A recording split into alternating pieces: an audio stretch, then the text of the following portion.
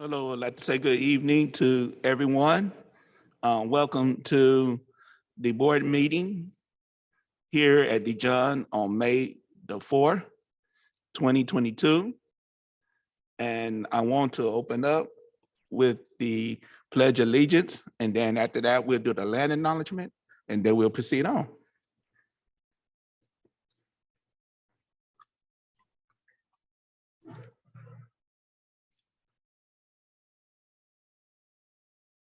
To the flag of the United States of America, and to the republic for which it stands, one nation, under God, indivisible, with liberty and justice for all.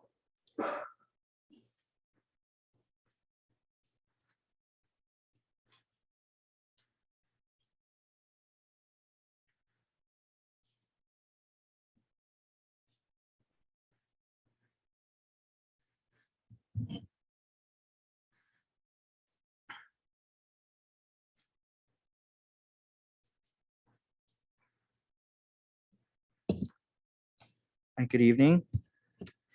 For land acknowledgement, we recognize that we are presently on the lands of the Chochenyo, Muwekma, Karkan, Ohlone peoples, and acknowledge them as the first inhabitants of the land we currently occupy.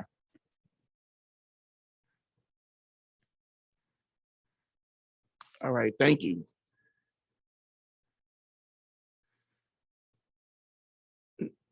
Once again, welcome to tonight's meeting. We are about to go into closed session. But before we do, the board is here to receive public comment on any closed session item that is agendized. The board then will adjourn to closed session and reconvene in open session to continue with the regular agenda at 6:30 p.m. If you are attending the meeting in person here at Dijon and you wish to make a public comment now on a closed session item, you will need to submit an orange request to address the board form to indicate your desire to speak. If participating by Zoom, you will need to raise your hand by clicking on the appropriate icon in the Zoom app by pressing *9, accessing the meeting by phone. There is no yielding of time to another speaker, and there is no substitution of speaker permitted. Please finish up raising your hands in order to make the comments. Now, if you are here in the audience and you are in the Zoom or attending by phone, please get in line to speak by raising your hand, your Zoom hand now. To access translation of the agenda, click the top of the web page using the word English for translation into multiple languages. Meeting interpretation services are available by Zoom, clicking on the globe icon at the bottom of the screen. Due to the Brown Act, board members cannot discuss items that are not on the agenda and do not usually respond to items presented in public comment. Please note that the order of business may change without notice. And now we will go to the roll call by Dr. Hurst.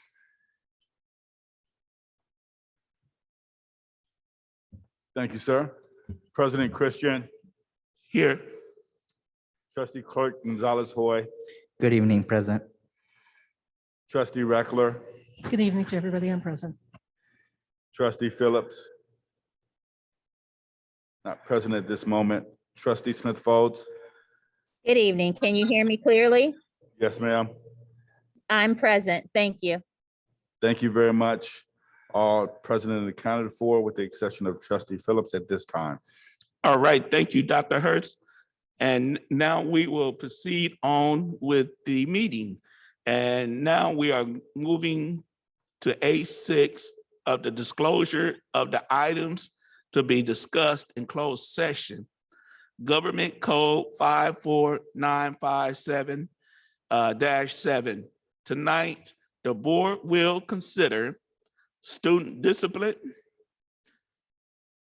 Educational Code 35146, conference with legal counsel regarding existing pursuant to paragraph subdivision of government's code 54958-9, conference with labor negotiator, that's 3, and 4 is public employee evaluation, and 5, employee appointment, and that will we will close out. So those are the areas that we will discuss this evening. Are there any hands or public comment for closed session? There is no public comment. Okay, thank you. And now we will go into closed session, and we will be back at 6:30 to start the meeting to move forward. Thank you.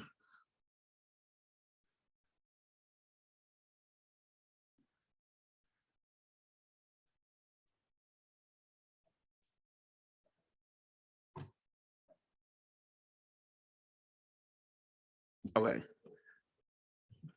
Hello, I'd like to say good evening to everyone. We're about to start the board meeting shortly, and we will start at 6:45. We just in a minute of a recess, and we will get started shortly. Thank you. May the 4th board meeting here at Dijon Middle School.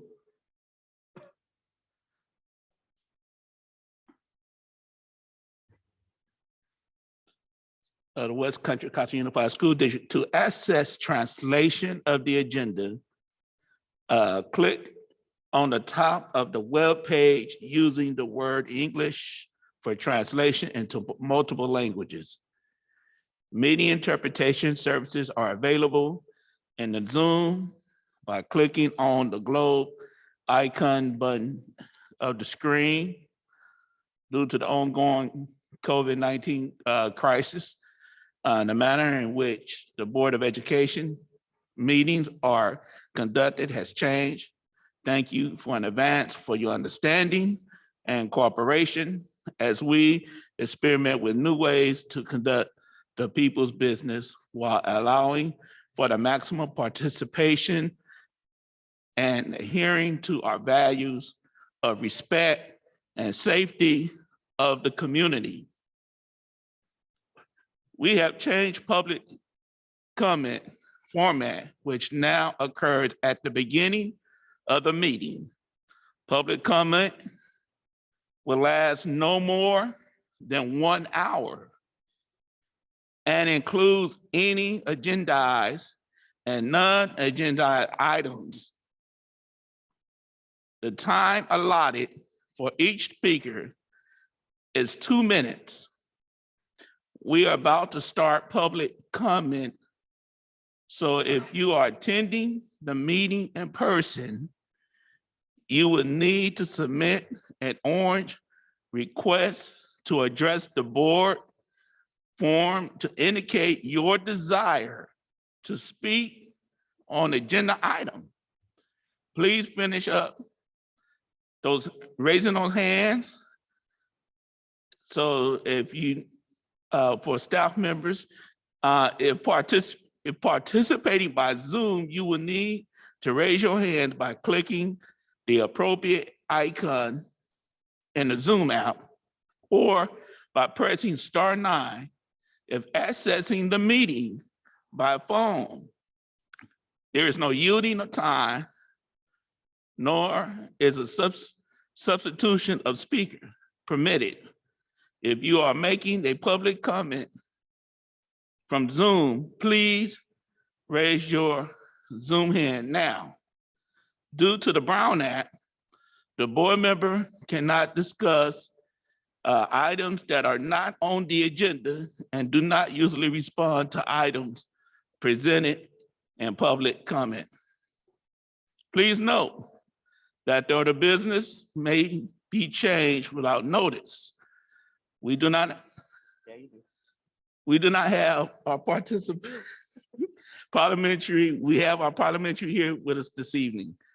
Tonight, voting order will be Trustee Reckler, Trustee Smith-Fold, Clerk Gonzalez-Hoy, Trustee Phillips, and myself, and also our student trustees. Our student trustees, Trustee Leon and Trustee Flores.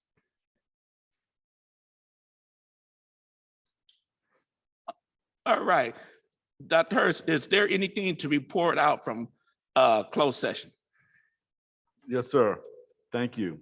We'd like to report out that the stipulated agreement for case number 212211 passed. We had Trustee Clerk Gonzalez-Hoy voted yes. President Christian voted yes. Trustee Reckler, no. Trustee Smith Folds, yes. President Phillips was absent, so that case number did pass. Also, stipulated agreement, case number 212210 passed as well. President Christian was a yes. Trustee Clerk Gonzalez-Hoy was a yes. Trustee Reckler was a yes. Trustee Smith Folds was a yes. President Phillips absent. He was at work during the closed session.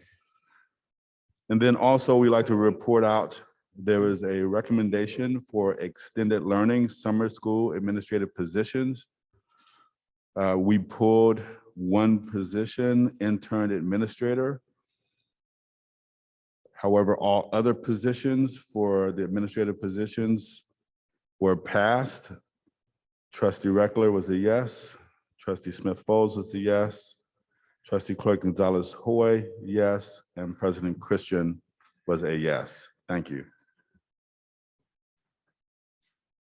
All right, thank you, Dr. Hurst, for reporting out. Now we will proceed on to public comment. And do we have public comment in-house? Yes, we have two. Okay, and then after that, then we'll go on Zoom. All right, see you again. Our first public comment is Kimberly Chamberlain.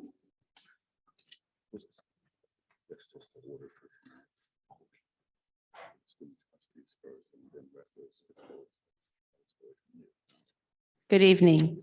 I'm Kimberly Chamberlain, IFPTE Local 21 SSA Chapter President. This week is Teacher Appreciation Week. We would like to say thank you to all our teachers for supporting your classified staff through all of our bargaining and through all of our communications, working with us in the offices, working with us in the yards, and supporting all of your classified staff at your school sites and in central offices. I would also like to plead again that we get somebody in to lead our HR team. I do believe our HR team is working their little selves to the bone and trying very hard to keep up with all the requirements, reporting, staffing, allegations that come in. And we really do need somebody to lead that team and help collaborate it all together. Our teams are burning out. Please get somebody in there to assist these guys. It's really ridiculous that we've waited this long to have somebody, even in an interim person, to work with them. we had one person that really never showed up. So that was really sad. Lastly, I'd like to say congratulations to the Oilers softball team and do a huge shout out to their softball coach. The girls have been doing a fantastic job this year and they made it to the playoffs. Diana Cuevas Garcia is their softball coach. She is also one of our attendance enrollment technicians in the district, and she is fantastic. She does a lot of dialogue and videos for our staff so that they can learn to use Power School and other enrollment and different needs throughout the district. So I would like to do a huge shout out to the Oilers softball team and say, go Oilers. Our next public comment is Mark Schultz.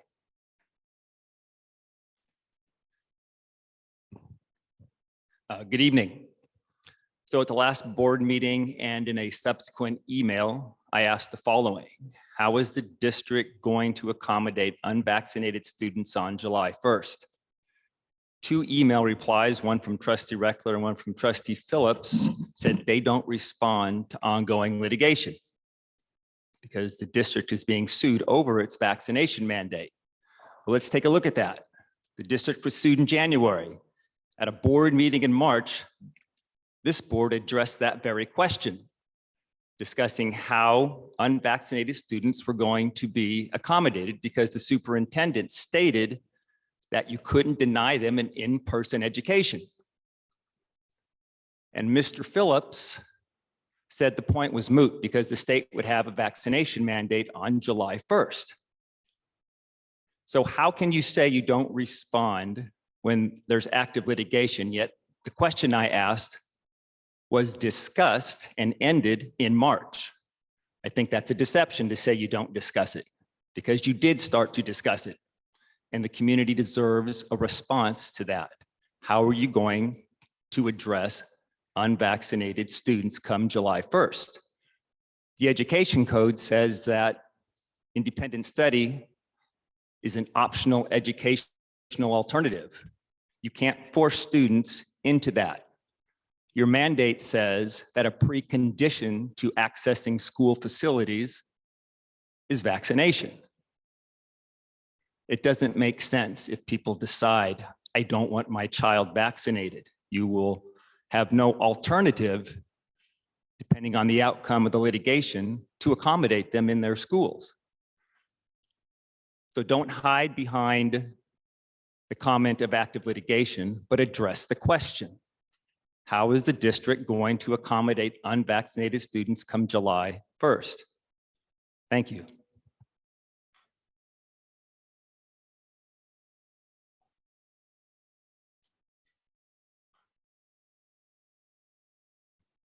Our first public speaker on Zoom is Yolanda Vieira Allen. Please unmute yourself.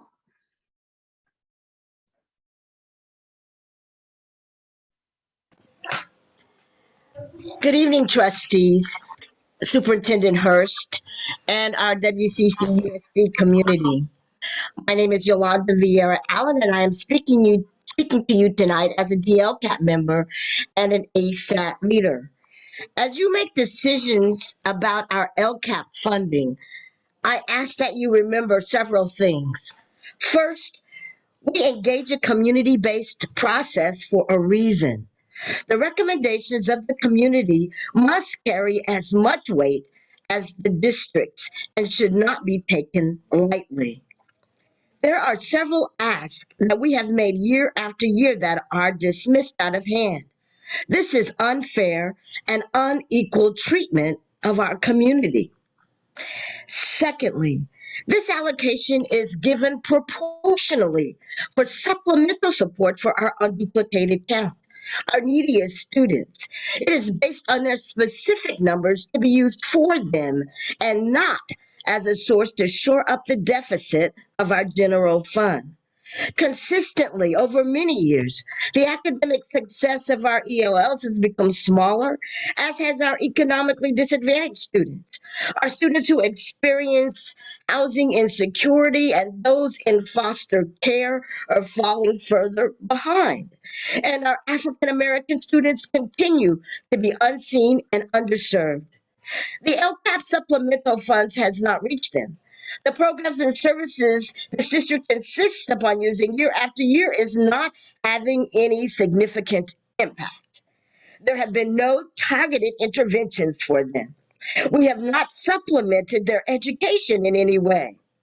While superintendents have been permitted to siphon off these monies, the ethics of doing so is highly questionable, especially because our data tells us that this very vulnerable population is struggling to achieve in our schools.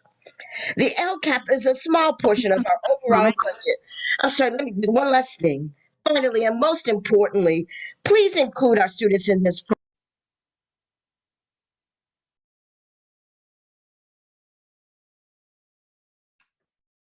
Our next public comment is Estela Miranda. Please unmute yourself. Hi, can you hear me? Yes, we can hear you. Okay. Sorry, dear Dr. Hurst and trustees, tonight I want to say that a few parents emailed me today about a letter written by Ryan Phillips offering a $500 gift card incentive for also first, second, and third prize for essays or poems on why students chose to be vaccinated and why it's important. I feel it's unfair to ask these students to do this. What happens if a vaccination injury or death occurs? How do you think these children are going to feel? It's unfair for you to put them in that position. I also would like to know what the district plans to do come July 1st if you do not meet the vaccine mandate for vaccination. Thank you, Dr. Hurst and Jamila Smith-Folds, for coming out to Terra Hills Elementary School today. You know, it's very disappointing when your own area representative doesn't take the time to address these students' concerns. It's disheartening when you write emails or send information to the board president and trustees and none of them respond or acknowledge your emails. How can any of you sit there and say that you represent our communities when you refuse to answer any questions or acknowledge emails? So far, only Jamila Smith-Folds and Dr. Hurst has responded. Shame on you, President Christian, Ms. Reckler, Gonzalez-Hoyt, and Mr. Phillips. That's all.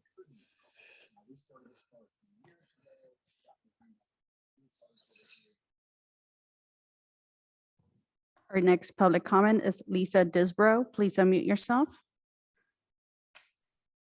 Good evening. Before I start, can we correct the clock so that it shows a clear 3 minutes?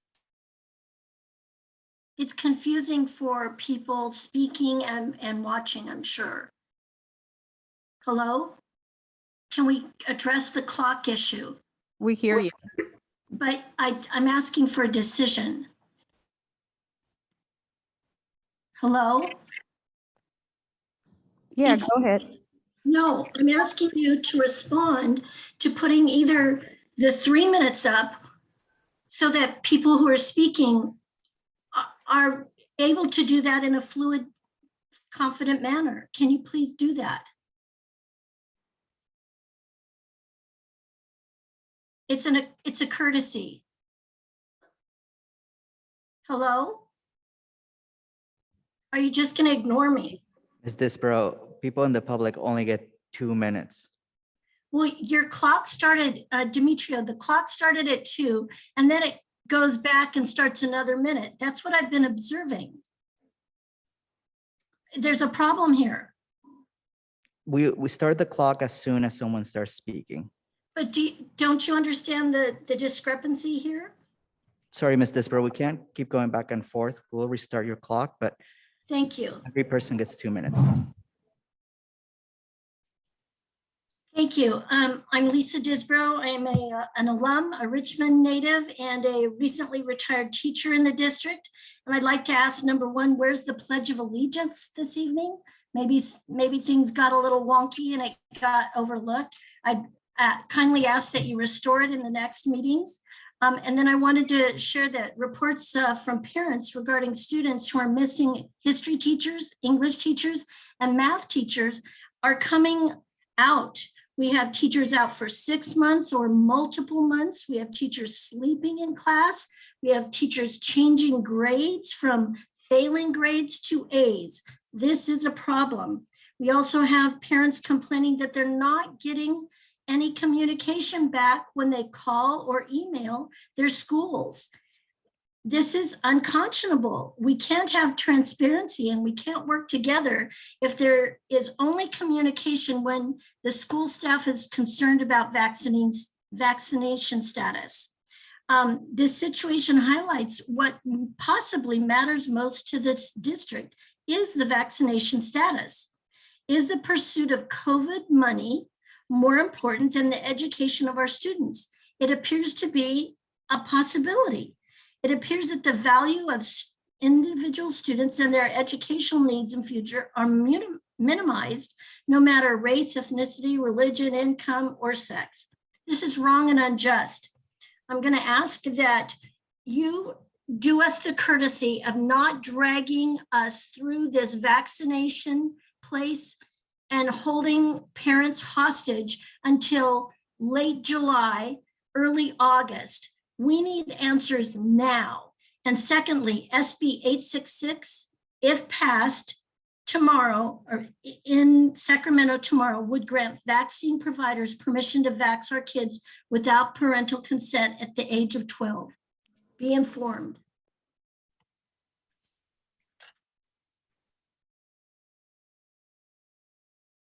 Our next public comment, it's Laura Brazil.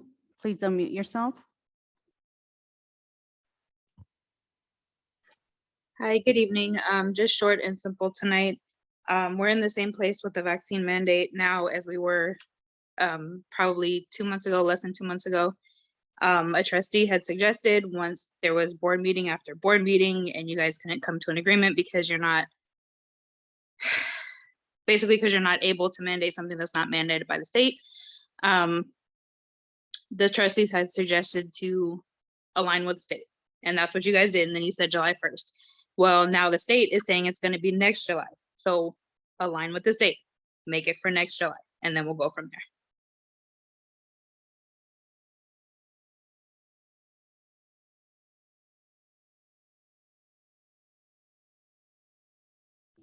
Our next public comment is from William McGee. Please unmute yourself.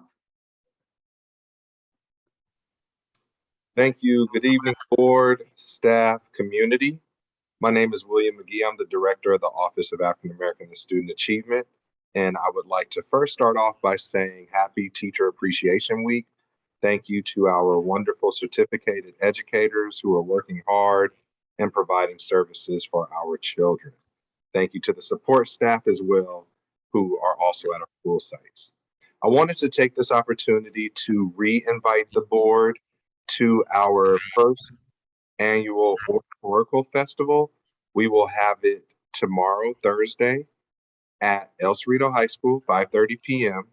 We asked all of our school sites to hold a site-level oratorical fest, and the theme was about Black history.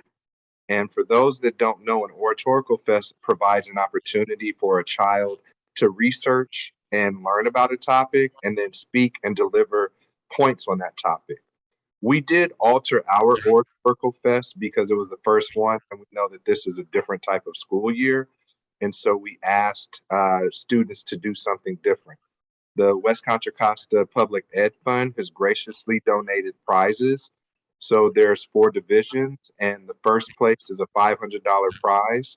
Second place is $300, and third place is $150.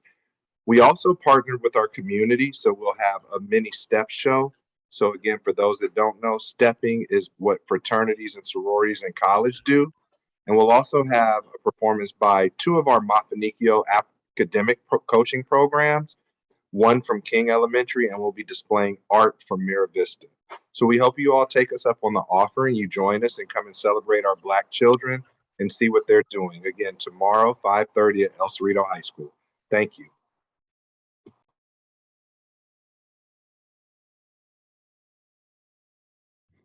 Our next public comment is Mr. Don Gosney.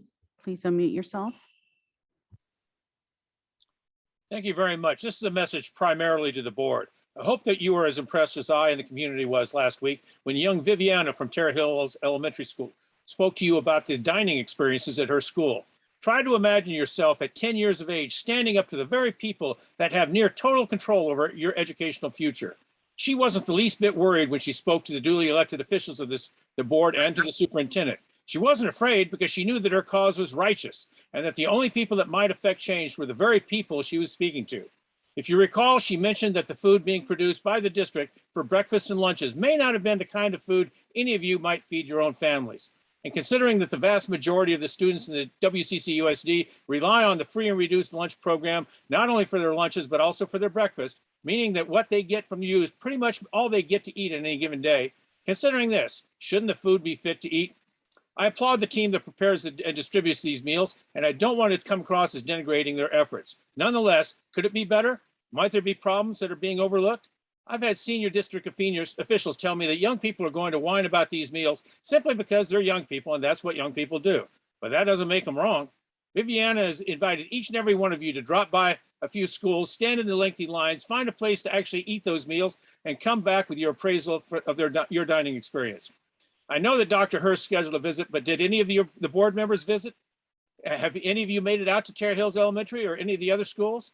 Any young person who is well fed, who has a full belly, will be able to absorb their lessons better than someone listening to their grumbling stomachs. And considering how much is paid for these meals, do we really want to see the kids dump their meals into the trash because they don't believe they're fit to eat? You all know what you need to do. Now do it. And lastly, on another note, we're being told that the district is abandoning Zoom meetings and are returning to in-person meetings. When I got that message, I immediately checked and see that tonight's meeting can be accessed via Zoom. So it begs the question whether we are being sent erroneous information. I saw nothing about this on the district's websites or any of the other popular social media sites. I said, maybe we could get the message out. Our next public comment is Ms. Kate Butlers. Please unmute yourself.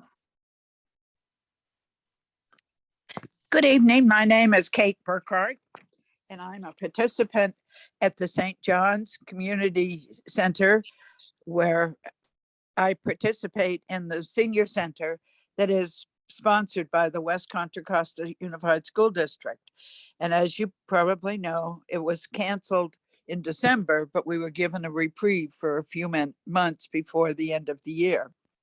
We are in the process of setting up a meeting with someone from the county who has given us hope that we could continue with Measure X funding. We hope that this meeting will be set up very soon, since time is of the essence, and we hope that the district will be able to cooperate in some ways.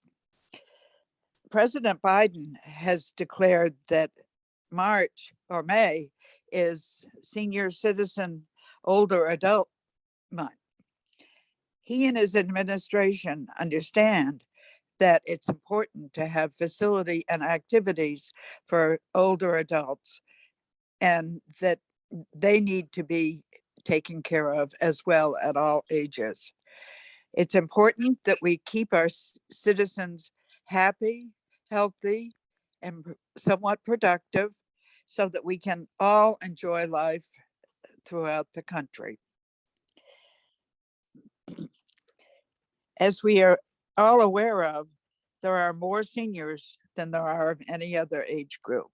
And we hope that you all realize it is important that they have activities. There are some seniors who have no other time to be together with their peer groups, and that this is a day that they look forward to free activities with peers. Thank you very much and have a good evening. Goodbye.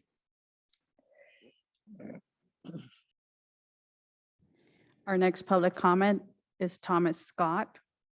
Please unmute yourself. Good evening, board members and Superintendent Hirsch. I'd like to thank Dr. Hirsch for coming to visit with HR at the request of Executive Director Conrad last week. Tonight, I'm addressing the board with a question. After 4 months why we still don't have a associate superintendent of human resources. Our school district is too large not to have someone to sit at the table at the cabinet level in this position. Dr. Hertz, what works at other urban school districts might not work here in WCCUSD. Watching our school board meetings over the past year and this year, questions have been addressed to human resources or about human resources, and the wrong answers have been given to our board members because we didn't have no one sitting at the table to represent human resources. Why are our unions filing so many grievances right now? Because we don't have no one sitting at the table to represent human resources. Decisions are being made without reading contracts. No one is sitting at the table making these decisions without reading the contracts. We have to have someone to sit at the table and represent human resources. Why didn't we hire someone from the interview that took place at the beginning of the year? So board members, please help us make this decision of hiring someone to represent human resources. And then another question, staffing. Why is someone leading staffing that has nothing to do with employees? That person should be focusing on students recruitment and not employees. Why didn't we get an interim like special ed and the business services? The person that was selected was here as a search committee and made it known. He never met with us. Please help us. Thank you.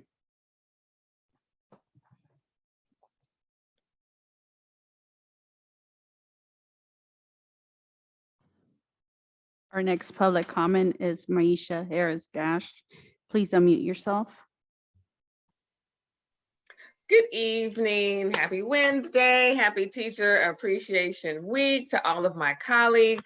And so I just want to share that y'all know I love my kids. And so on Saturday, my counselor, Mr. Whitson, and I, we took 12 students to Laney College. The Bay Area 100 Black Men were putting on like an all-day symposium.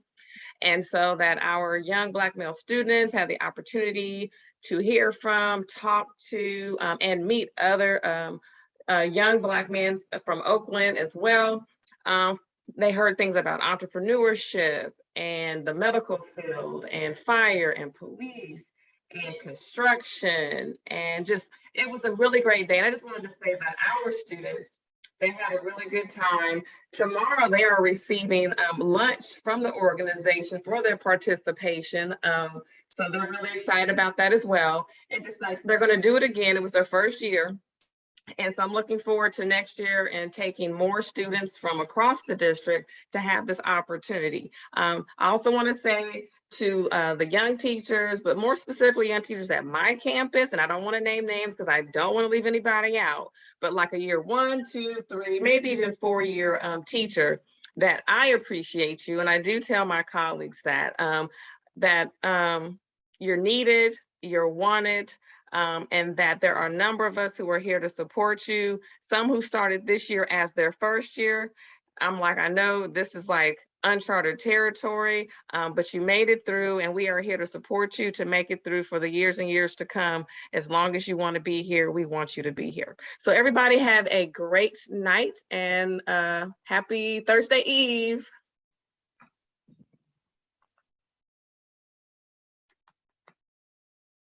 Our next public comment is Denise Smith. Please unmute yourself. Good evening, board. Last week I addressed the board and I thanked various staff.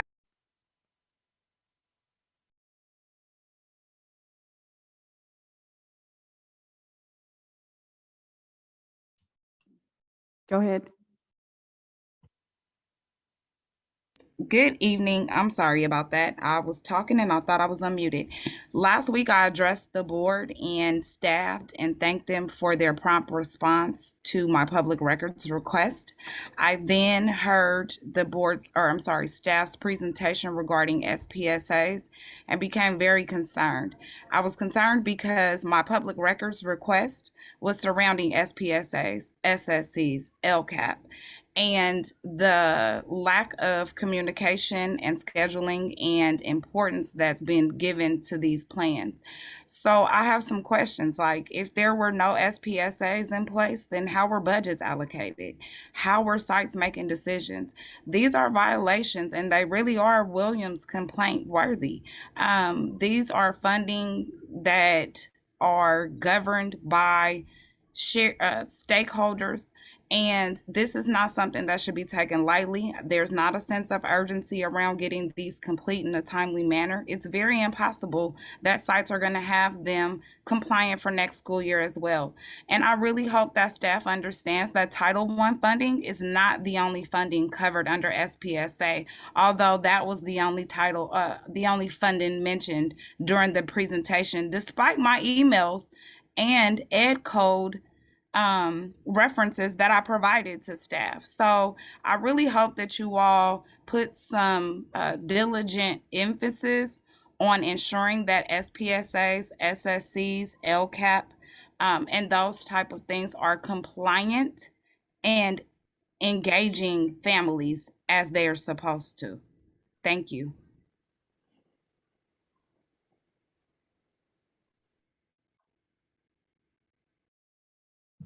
And our last public comment for tonight is Laura Talley. Please unmute yourself.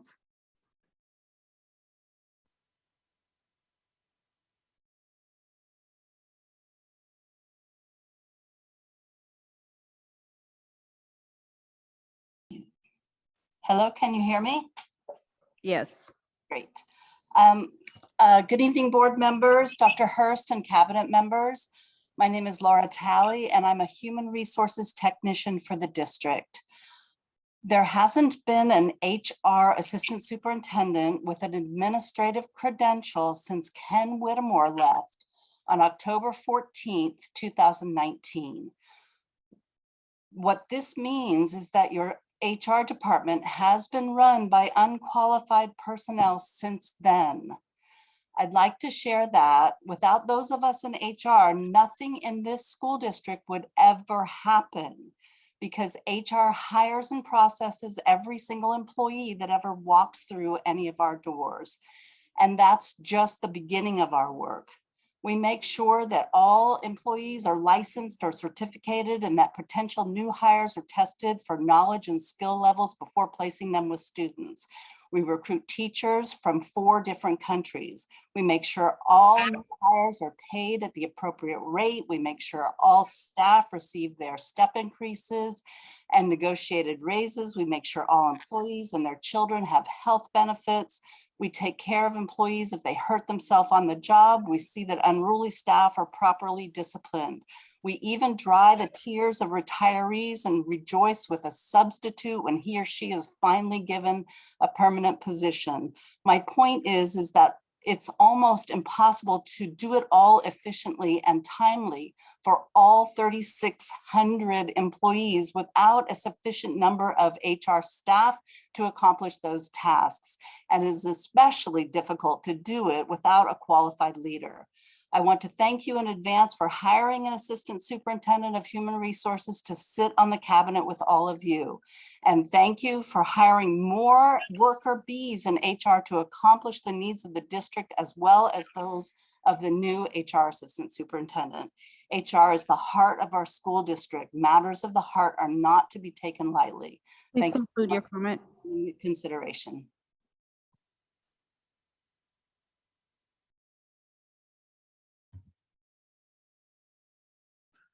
All right, thank you.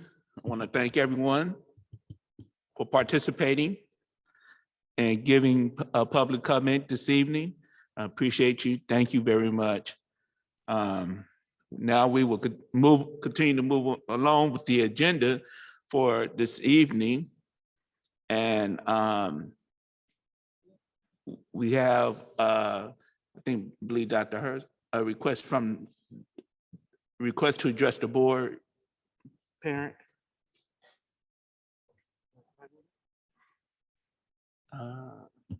Yes, we have some parent groups that's requesting to address the board, and they're on Zoom, and they'll be coming on. They have 5 minutes each group to speak, sir. Okay. Good evening, school board and Superintendent Hurst, other members of cabinet and the WCCUSD school community. I am Shakira Reynolds. I am the coordinator of family and community engagement. And I need for Erica Cruzes, I see her, and Cheyenne Tanner, who is the chair of ASAC, to also be allowed to speak. I am going to speak first on behalf of the DLCAPS committee. I will be sharing their recommendations tonight because their chair, Stephanie Cicada, is really sick, and I want to send her healing energy. And so I told her that I would read their recommendations tonight. Then Erica will present MDAC's recommendations, and then Cheyenne will present the recommendations from the ASAC committee. So there are, from the DLCAPS committee, they voted for 8 recommendations for this year. The first is to create a Parents' Bill of Rights to be implemented at each school site that sets expectations of 1, the uniform publication of school level data and scheduled consistent provision of individual student data to parents, publication of SIPSAs, including the entire budget, programs and services outlined for high need students, and a calendar for the establishment and support of all school level parent advisory committees, which include SSCs, ELACs, and APACs. Develop a parent rubric, and implementation at site should be monitored at the central office level. Also, all PACs, you all should have received by email a copy of all the PACs recommendations that will be shared tonight. Number 2, to invest in capacity building for staff, students, and families. Focus on parent, teacher, and administrator relationships, communication, accountability, and support at the site level. Increase support, training, and collaboration for parent advisory committees and school site councils, as well as teachers, staff, and administrators. Educate parents and community on the rights, roles, and responsibilities of the different parent advisory committees. Number 3, improve and invest in targeted outreach to high-need students, including Black students, students with disabilities, low-income students, English learners, foster youth, and homeless youth by conducting home or virtual home visits. Number 4, partner with students and families to identify individual learning needs, establishing learning conditions, and prioritizing and supporting student-led learning styles, interests, and abilities. Number 5, data to be presented at school site levels and or district-wide community forums, uplifting student and family voices, informing changes to ongoing curriculum and increasing academic success. Number 6, a clear system to determine program effectiveness that is shared with families in a timely, ongoing manner. Number 7, a system to hold principals accountable for what is needed at school sites, including parent committees, progress monitoring, data sharing, and the budget. And finally, number 8, evaluation tools that monitor school site services and programs on an ongoing basis, and they need to be explicit on what the intended outcome is for the unduplicated count. Their chair also would like me to lift the fact that many of these recommendations have been recommended in years past. And she wanted you all and the committee to take that into consideration, that parents have been asking for the same thing for a number of years. I'm going to pass to Erica, who is the co-chair of MDAC. Thank you. Hola, muy buenas tardes. Espero que las personas que no sean bilingües tengan ahorita la traducción con nuestra queridísima María Reséndiz o la persona que vaya a estar traduciendo. Muy buenas tardes, miembros de la mesa directiva, mi compañera Siqueira y una servidora, Erika Cruces. Tenemos el honor de dirigirnos ante ustedes como copresidentas del Comité Consejero Multibilingüe, MDAC, y que tiene como propósito aconsejar a la mesa directiva de este distrito sobre asuntos relacionados a los aprendices de inglés como segundo idioma. Y estos son los siguientes puntos que pusimos como recomendaciones. 1 es desarrollar un sistema para monitorear el progreso que sea revisado durante las conferencias de padres y maestros, en las cuales se reportan las intervenciones aplicadas y el cual sirva como un reporte para los maestros sobre la cantidad de alumnos de aprendices de inglés y sus necesidades. I'm going to Dos, read after you, Miss Erica. Do you mind? Develop a progress monitoring tool similar to an individualized learning plan for English learners, specifically that is reviewed during parent-teacher conferences and informs interventions and serves as a notice for teachers on the number of ELs in their classrooms and their needs. 90% yes, 10% no. I'm sorry, continue. Thank you. oh, ok, perfecto. El número 2 sería crear una academia en la cual se valore el lenguaje usado en el hogar y en la cual se desarrolle las destrezas para preparar a los alumnos de este siglo XXI. Training will be provided to counselors and on-site reps that enables them to inform ELs or CSU's requirements in order for the students to take such courses, establish long-term ELs goal settings into counselors, check-in protocol with EL students, report on how many ELs graduate CSU eligible or not. Thank you. Point of order, sorry. I think that we jumped to a different point. She was talking about Oh, the academy? a new training. Yeah. Ya, el número 2. Oh, sorry, training will be No se provided. preocupe. Sorry, she just sent it at the last minute. Oh, So no, that's no why. problem. Erika, perdón. Training will be provided to counselors and on-site reps. That one, that enables them to inform ELs or CSU requirements in order for the students to take such courses. Establish long-term ELs goal settings into counselors. Check-in protocol with EL students. Report on how many ELs graduate CSU eligible or not. No, sorry, it was about that they are recommending that we start a program which supports the home language while at the same time providing them with the knowledge to learn Develop English. an academy that values home in language school. and develop Yeah. skills to prepare them for the 21st century. Okay. Ok, esta es una de las maneras en las cuales, como padres, ¿verdad? Y padres que tienen otro idioma, nos estamos enfrentando, ¿verdad? Estas son las recomendaciones. Si gustas, Reina, yo digo las recomendaciones en español y luego tú las dices en inglés. ¿Qué te parece? Ok. Perfecto. El número 4 es desarrollar un sistema de advertencia temprana específicamente creado para los aprendices de inglés, en el cual se incorpora el crecimiento académico y las necesidades del desarrollo de los aprendices de inglés, con el objetivo de entender las razones por las cuales los aprendices de inglés abandonan su educación y prevenir esto. El número 5, el plan maestro para los aprendices de inglés se pondrá en acción para el final del año 2021-22 para que podamos entender todos estos procesos del cumplimiento y las responsabilidades que deben de tener. Número 6, personal que trabaja con los aprendices de inglés para apoyar y coordinar con el personal de educación especial de la mejor manera posible con el objeto de establecer un sistema colaborativo para identificar a los alumnos aprendices de inglés con discapacidades y usar estas prácticas válidas de evaluación. Número 7, monitorear el financiamiento de programas y servicios que usan fondos del LCAP, que no apoyan directamente a los aprendices de inglés de manera proporcional.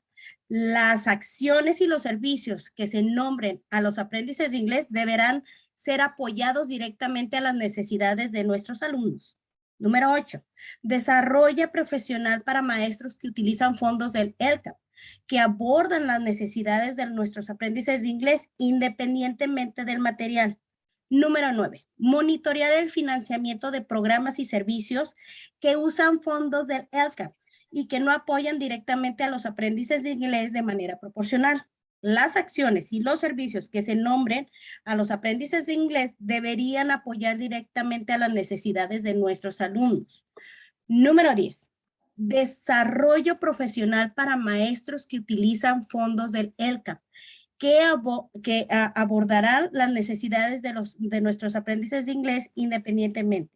Adopten un currículo, el número 11, adopten un currículo de ELD designado para primarias con capacidad para los horarios de instrucciones de ELD y todos para que todos los maestros de primaria tengan estos servicios.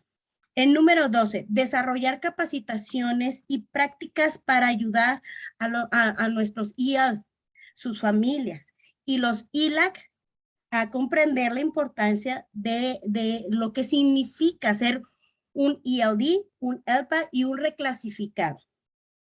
Y por último, el tercero, comenzar a desarrollar programas de apoyo para explorar y crear campañas específicas para aumentar el número de aprendices de inglés que toman clases avanzadas y abolir las barreras sistemáticas y prevenir que avancen estos a nuestros alumnos independientemente de las necesidades del lenguaje. Y crean una lista de ofertas para que ellos puedan tener cursos mejores. Okay. Perdón, el cerrito nos está hablando. Entonces, estas son las recomendaciones que se dieron y que esperamos que sean llevadas a cabo. They're making 12 recommendations. I guess we stopped at number 4. I'll try to say it as brief as possible, but as quick as possible.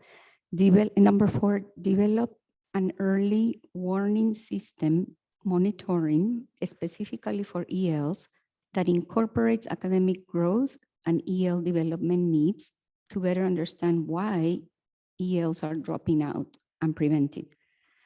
Number 5, the master plan for English learners will be put in place by the end of 21-22 to effectively measure growth, ensure all of the needs and systems needed for ELs to thrive are in place with strong accountability measures with clear focus strategies.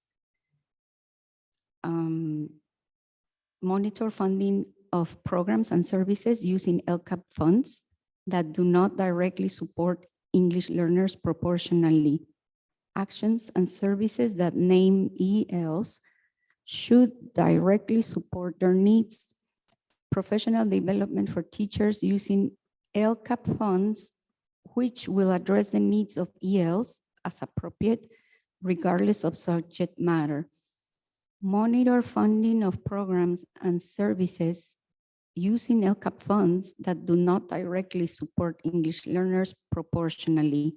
Actions and services that name ELs should directly support their needs. Professional development for teachers using LCAP funds, which will address the needs of ELs as appropriate, regardless of subject matter. Adopt a designated ELD curriculum for elementary with training to the ELD and IELD instructional times for all elementary teachers with ELs. Begin to develop support programs to explore and develop targeted campaigns to increase the number of ELs in AP classes and remove systemic barriers that prevent their advancement regardless of language need. Create AP offering lists to share with ELs. Thank you for your patience. Thank you, Reina. And Cheyenne, the chair of ASAP. Good evening. I'm Cheyenne Tanner, ASAT chair and mother of a Black student at Washington Elementary. The recommendations that the ASAT committee voted on are as follows. Number 1, bring back mentoring programs that are community-based, known to our community, utilize culturally relevant curriculum, offer culturally aware programming, and have African-American staff, culturally aware providers, not just folks we need to train. Number 2, expand pathways to include in music, sports, business, intellectual property, music and sports contracts as part of our general music and sports program. Number 3, funding for reading and math intervention specialists, The funding should be in proportion to the needs based on STAR reading and math assessments. Number 4, culturally relevant PD for staff, community-based organizations, and parent leaders embedded into the PBIS, Positive Behavioral Intervention and Supports. Number 5, PBIS, multi-tiered systems of support implemented with fidelity and monitored across the district to ensure students who need support are identified and resourced in a timely fashion.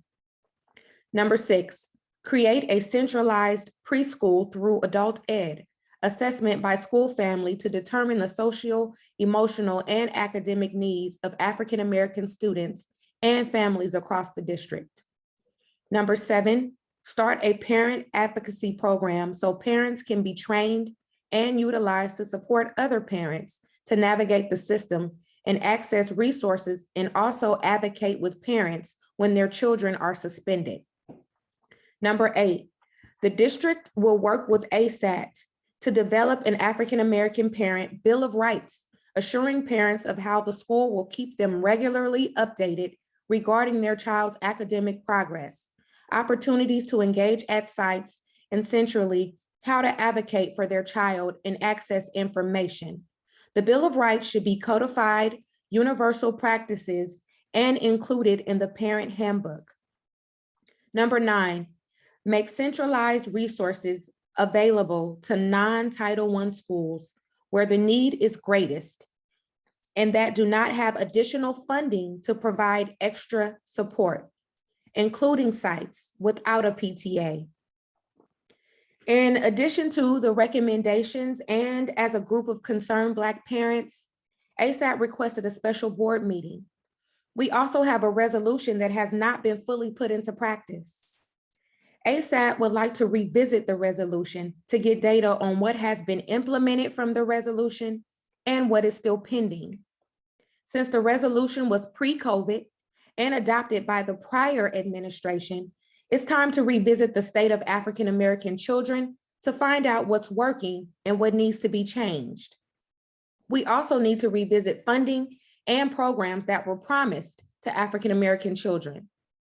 On behalf of ASAP, I would like to have your firm commitment and urge you once again as a board to move forward with a special board meeting on the state of African-American children in the district and a review of the resolution so that our children can be successful and thrive in an educational system that has been set up for them to fail.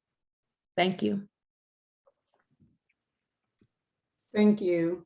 That concludes the presentation on behalf of the parent advisory committees.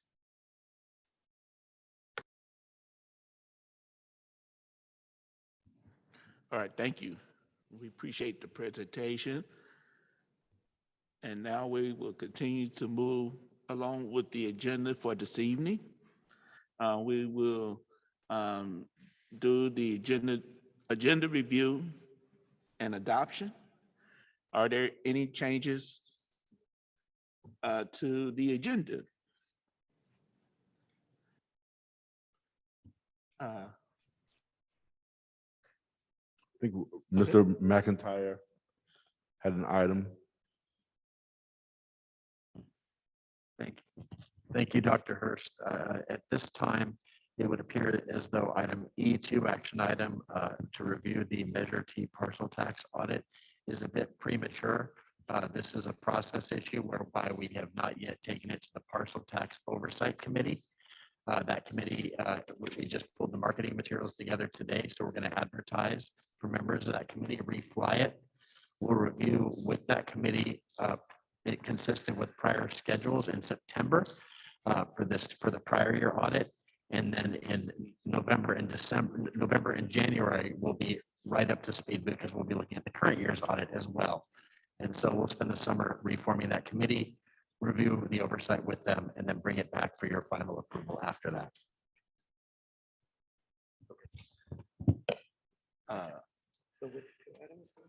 Were you able to hear what I said? Okay, we'll be bringing this item back after the oversight committee reviews it. Okay. Clerk Gonzalez-Hoy. Thank you, President Christian. I would like to request that we move item F3 to the first item for discussion so that we have enough time to get to that item. Hold on, we need to deal with the last one first. What, 2 items? Okay. What ones were? E2. That was it, E2.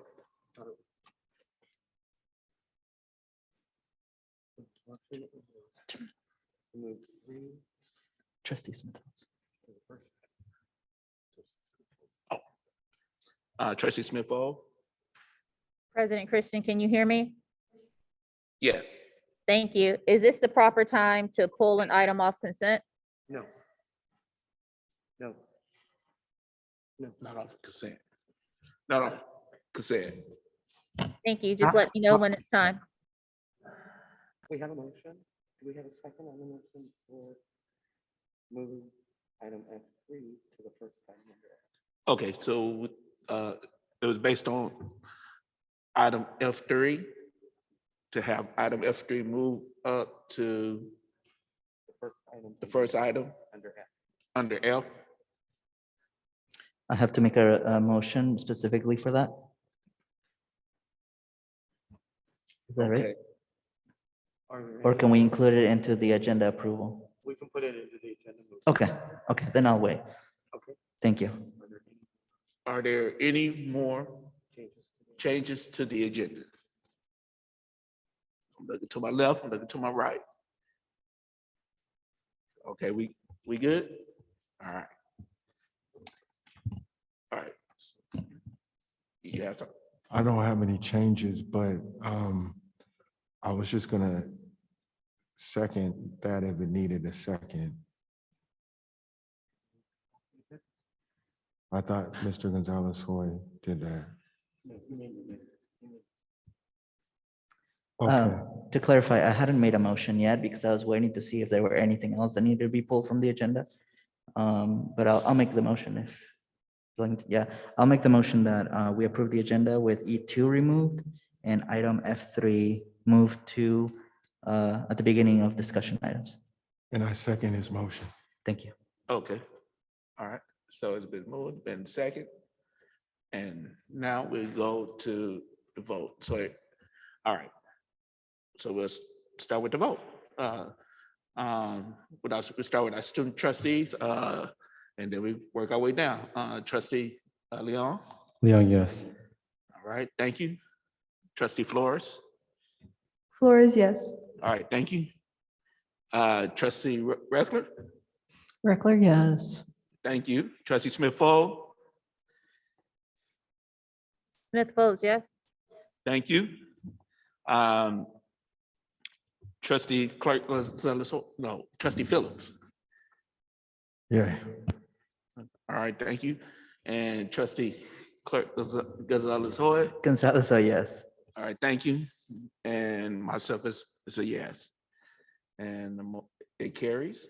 And now we will move to approve the minutes of January the 19th. President Christian, I have a point of order. Yes, go ahead. When am I able to pull something off the agenda? I asked for that. Did we just vote that through and I didn't get a chance to pull something off, or does that come later?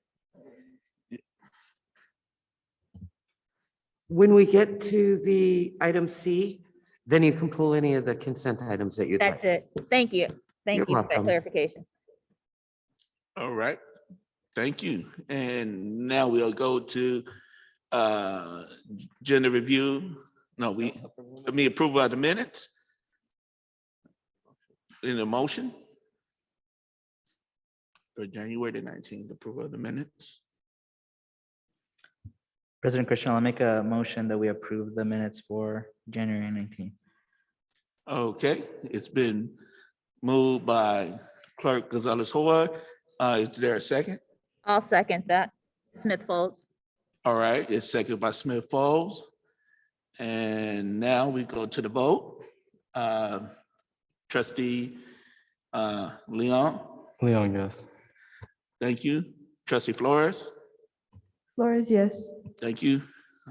Trustee Reckler, Reckler, yes. thank you. Trustee Smith Fall, Smith Folds, yes. thank you. Trustee, Trustee Phillips. Yay. All right, thank you. And Clerk Gonzalez Hoy, Gonzalez, oh, yes. thank you. And myself, a yes. Thank you. And it carries.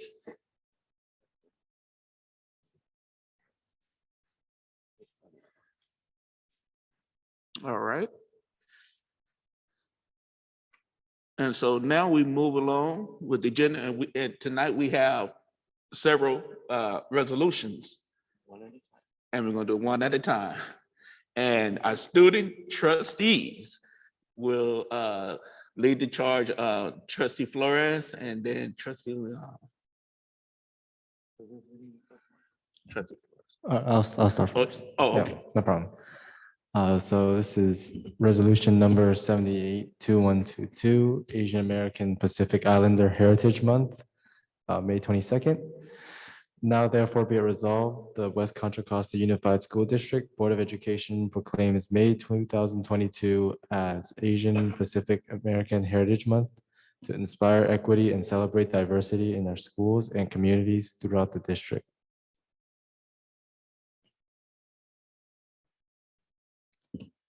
Resolution number 79-2122, May 11th, 2022, Day of the Teacher. Excuse me. We're only reading one resolution at a time and then Got we'll you. vote on it. And then we vote on it. Okay. Questions pertaining to the first resolution that I was given? Clerk Gonzalez Boyd. Sorry, President Christian, I didn't have questions. I was gonna make a motion. Take it back. Any question to the resolution?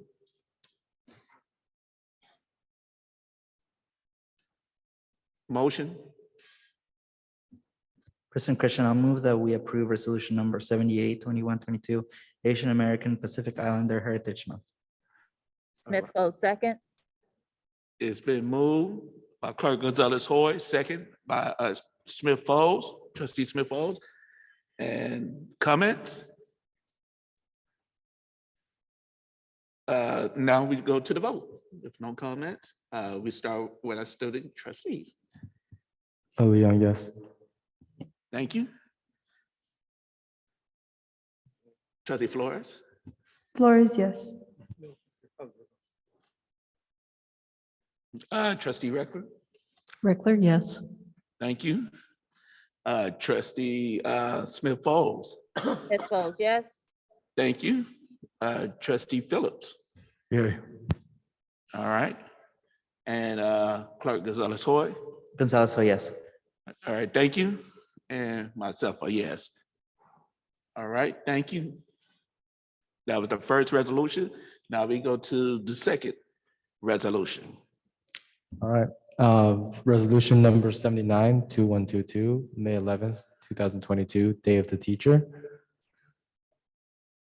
Now therefore be it resolved that the Board of Education of the West Contra Costa Unified School District proclaims May 11th, 2022 as the Day of the Teacher in West Contra Costa County, and be it further resolved that the Board of Education urges all citizens to honor our teachers on this and every other day of the year. All right, thank you. And now we go to questions. Any questions? I look to my left, my right, I don't see no questions. Well, I need a motion. I would like to motion that the board accepts resolution number 79-2122, Day of the Teacher. I'll second that. All right. It's been moved by Trustee Smith Folds, second by Trustee Leon. And any comments? President Christian, I have a comment. Yes, go ahead. I want to make sure that the district understands that the Day of the Teacher should be all 365 days of the year. Our teachers are the most valuable or one of the most valuable people that we have working for the district. They directly touch the students, and we need to value them not only with our words, but with our actions and with our deeds. I want to thank all the teachers that have worked this year and every year in the district, and for all that they do for our students. You are truly appreciated and valued, and we thank you. We could not do anything without you.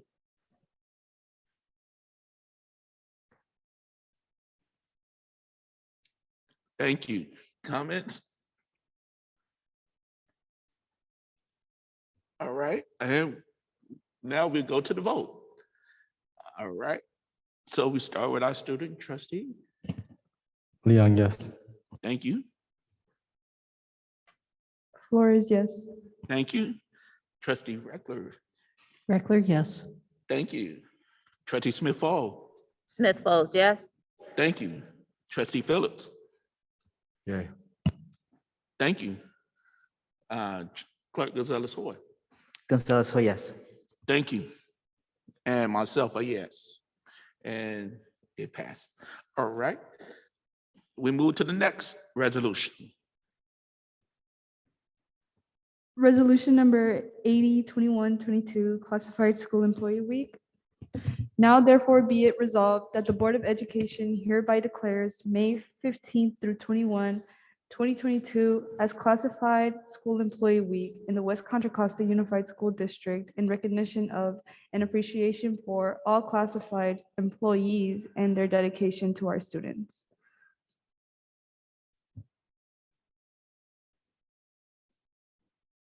All right. Are there any questions? If not, can I have a motion? I motion that the board approves resolution number 80-2122, Classified School Employee Week. All right. I'll second. All right. It was moved by Trustee Smith Fall, second by Clerk Gonzalez Hoy. And any comments? I have a comment, President Christian. Yes, go ahead. Thank you to all classified school employees. We have, thank you is not enough for all the things that you do on our school campuses every single day, and the way that you touch our students and our staff every single day, and you support the teachers. We want to say we appreciate you, we see you, and we are trying our best to do those things and put in those policies that will help make your jobs and all that you give back to us easier. And we want to say thank you. Thank you to the classified employees. All right, thank you. Any more comments? All right, and now we go to the vote.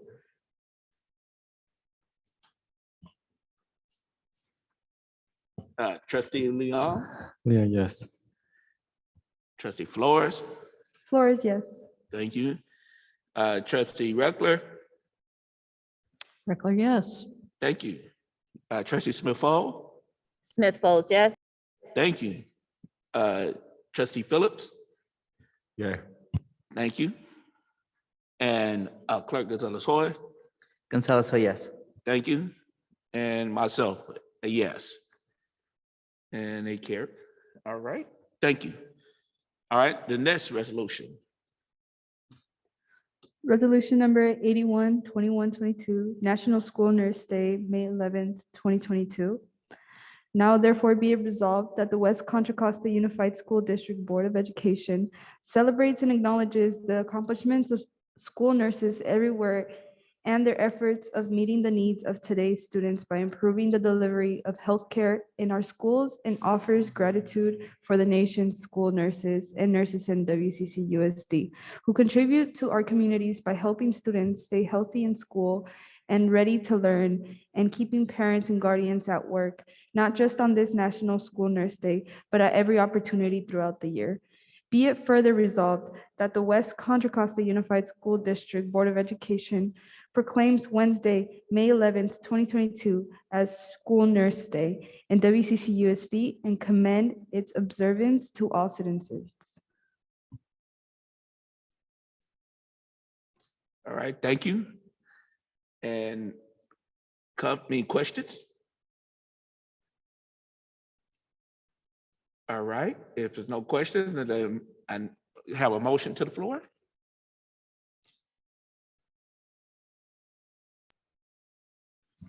I'm happy to move National School Nurse Day, May 11, 2022, resolution number 81-2122. I will second that. Thank you. It was moved by trustee Reckler, second by trustee Smith-Fall. And now, any comments? I have a comment. I mean, if there was ever a year to appreciate school nurses, this is it. I mean, we have like, what, 11 in the district? Is that correct? Like less than 20 for our entire district. When I grew up in New York, every school had a school nurse, every single one. So the underfunding of that position and what they've done for us this year, it's just been incredible. I mean, there are no words to express my gratitude. And if there was ever a year to understand what they do and how important they are, this is it. So with my extreme gratitude, thank you to the nurses. All right, thank you. Clerk Gonzalez-Hoy. Thank you. Yeah, I have, of course, give shout out to our teachers and our classified staff and our principals. And I say it every day, but I did want to specifically call out our nurses as well. Like Trustee Reckler mentioned, I've seen them work incredibly hard this year. I mean, they work hard every year, but this year, I saw them have to do with my wife. As you all know, my wife and I were positive a few weeks ago, and they called us, they did the contact tracing really late at night. I mean, they're working such long hours right now to support our school district through this pandemic. And I just want to say I appreciate all of them for everything they're doing day and night on top of their other work that they do during the day. So thank you.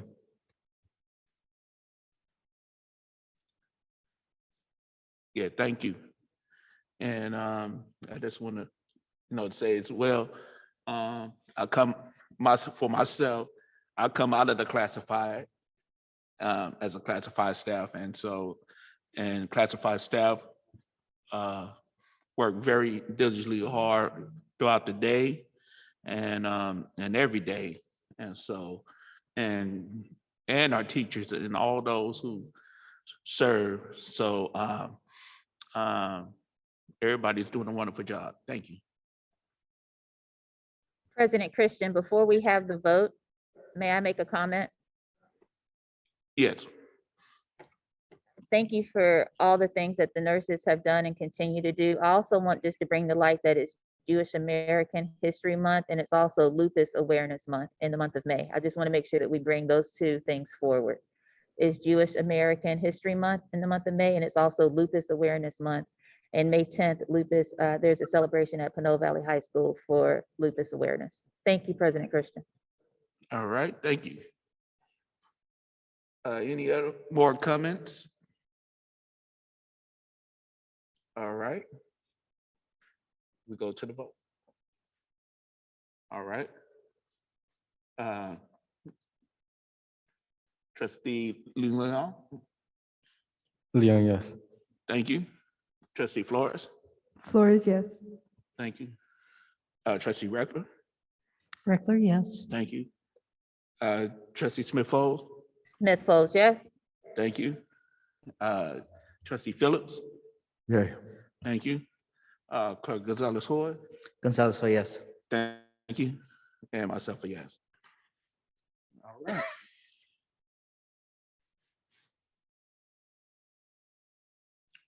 All right. Did we cover all the resolutions? Yep. All right, we covered all the resolutions. All right, so now we're moving along with the agenda, and now we're going to the C consent items. And that's the one of pulling. Trustee Smith-Folds, I know you mentioned the C consent calendar. So did you want to pull something? Thank you, Trustee Christian. And thank you for explaining when at the proper time to pull that was. Yes, I would like to pull C4, please.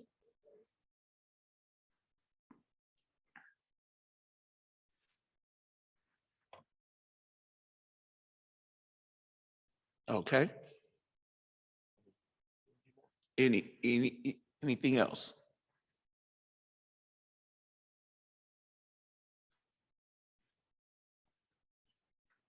Okay, I need a motion to approve the consent calendar. President Christian, I'll make a motion that we approve the consent item with C4 pulled. All right. It's been motioned, and is there a second? Flores seconds. It's been seconded by Trustee Flores. And so now we'll go to the vote. Leon, yes. All right, thank you. Trustee Flores, Flores, yes. thank you. Trustee Reckler, Reckler, yes. thank you. Trustee Smith-Folds, Smith Folds, yes. thank you. Trustee Phillips, Yay. thank you. Clerk Gonzalez Hoy, Gonzalez, so yes. thank you. And myself, a yes. All right.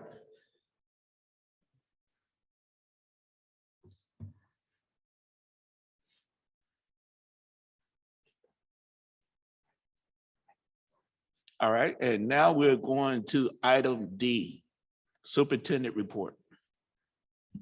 Thank you very much, Mr. President. If we could bring up the presentation, please.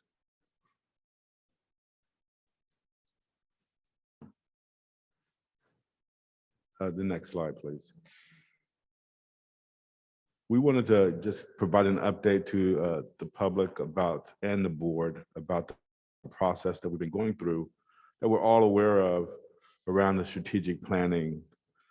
I want to just share with everyone, there are very specific outcomes for this first level of strategic planning. We've been saying this from the start.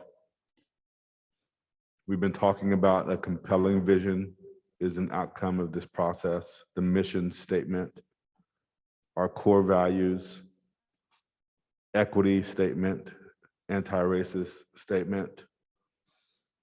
We've also talked about our graduate profile, which are the skills we want our students to know and be able to do when they graduate. We've also talked about a compelling scorecard, which allows us to report out to the entire community our progress across the district and at school sites. This process provides clarity for staff and provides direction to the district. One more outcome that I didn't share that is an outcome of this process is organizational goals. So 2 to 3 organizational goals. So we wanted to just share with everyone as a reminder that this is really important for us, and we're asking and soliciting your feedback, your collaboration, you to have a seat at the table as we sit down and engage with one another on our future direction for our students. I was just listening to all of the community groups speak about different outcomes that they would like to see. And we take all of that to heart, what you shared, and that is all part of this process. I will say this as well, all of those outcomes, the expectation is that we have these outcomes at this level, mission, vision, core values, and those other statements, that those will be available to the public by June, end of June timeframe. But then there's a whole nother level of strategic planning that needs to happen, and that is how we get there. So now that we've developed a compelling mission and a vision statement as a community is shared, the next level of work will be, how do we have to engage with every single department, with teaching and learning, curriculum and instruction, with technology, business services, every single department, we have to ask ourselves the question, now how do we have to act? What do we have to do in each one of our departments to get to that compelling vision? So there's another level of work that's going to be happening. So that's why it's really important, and why I want to really spend a lot of time just sharing with the community, the public, This is one of the reasons why I'm here, that we're listening, but we're also engaging together and we're moving together with a vision. So please, we're asking you to come be part of this next conversation. The next conversation is going to be really important. It's our second round where we get to have this conversation about our vision. So understand this, we're going to actually start crafting a statement. There's going to be a tabletop activity where we're sitting down together and we're talking about what we want for our kids. So we need more people there. We need our students there. We're doing a lot of outreach to our students, to our teachers, our employees, our community. We need you to be there to be part of this. So that's going to be part of the conversation for this upcoming week. Next slide, please.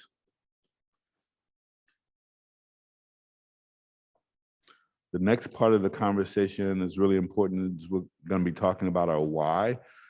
And we sort of started this conversation during the first session, but now we really get to start crafting together our mission statement, our core beliefs. Why do we exist? What is our purpose? What are our beliefs? So it's really important, again, for you to be there at the next session, round 2. Next slide.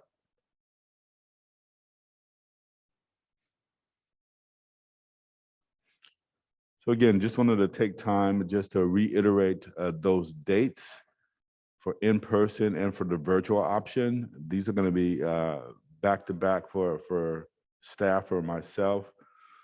I will be there, staff will be there. The second meeting for El Cerrito Kennedy Family of Schools is going to be May the 9th. That's going to be at Kennedy High School. It's next Monday.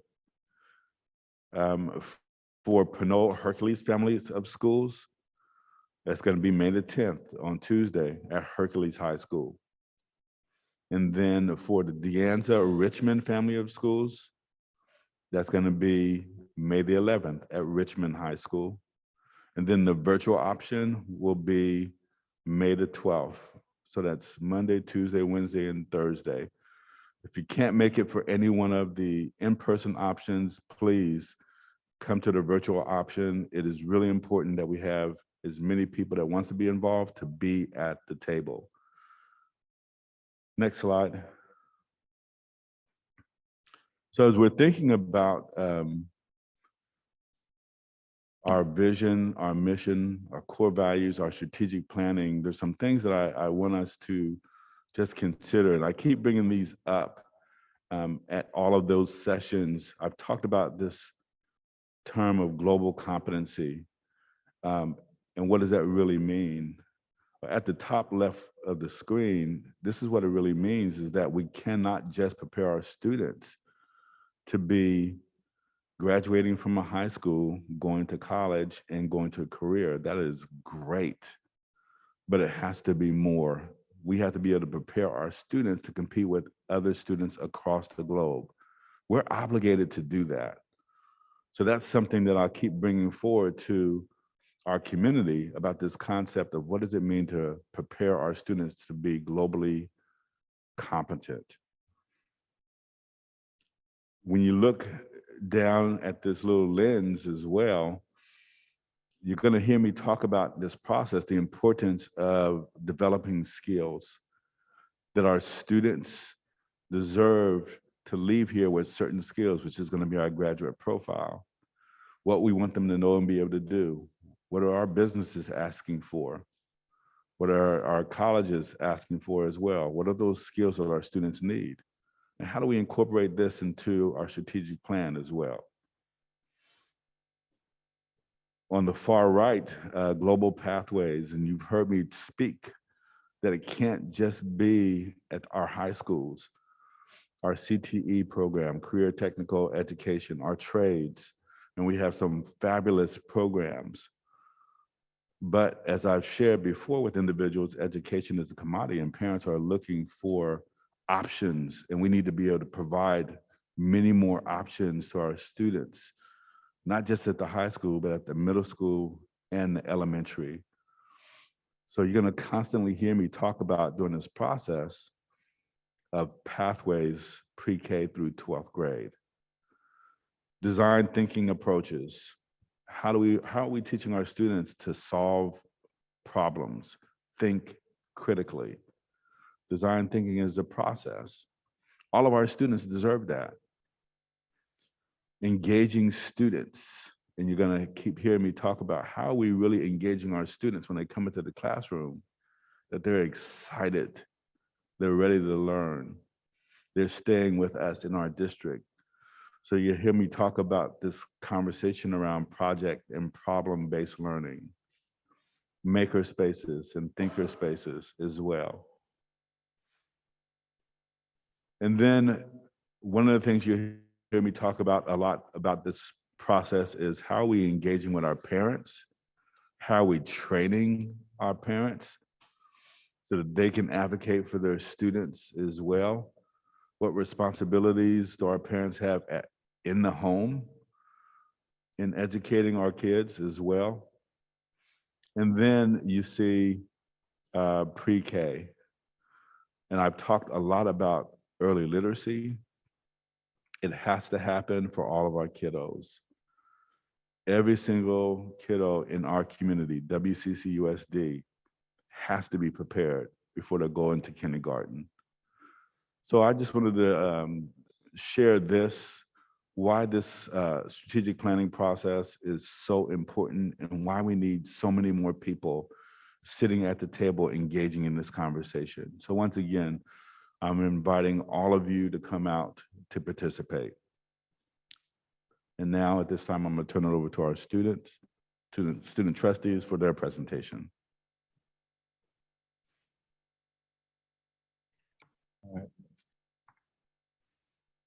All right, thank you, Dr. Hurst.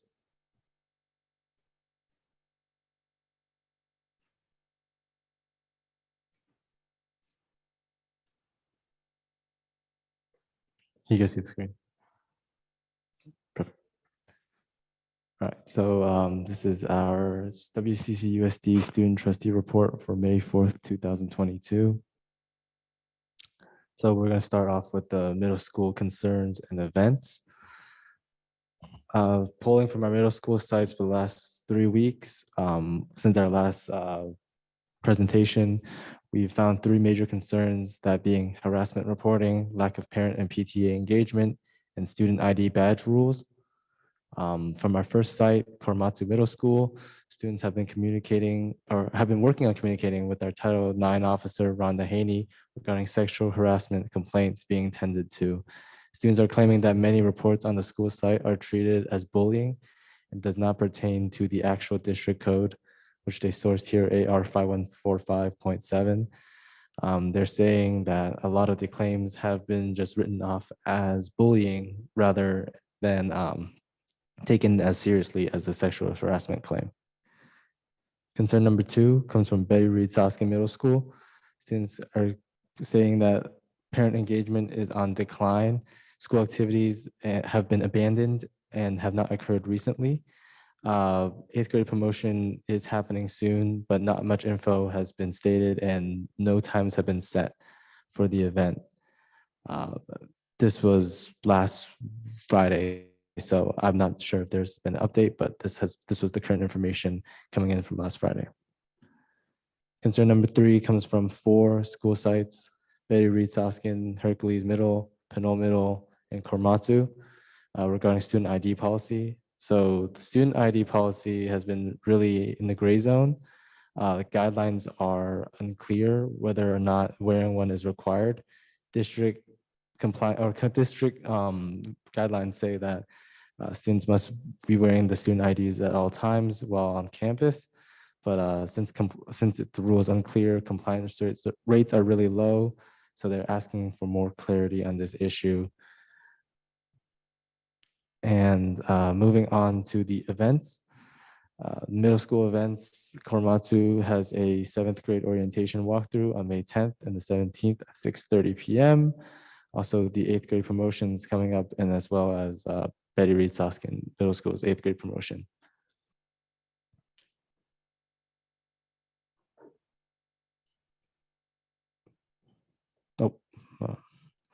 All right. So regarding last board meeting, we had Viviana Miranda's public comment.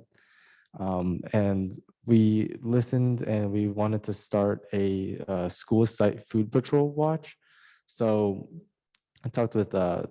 McIntyre last board meeting, and we agreed that we should start polling some of the students that have found issues with the school food.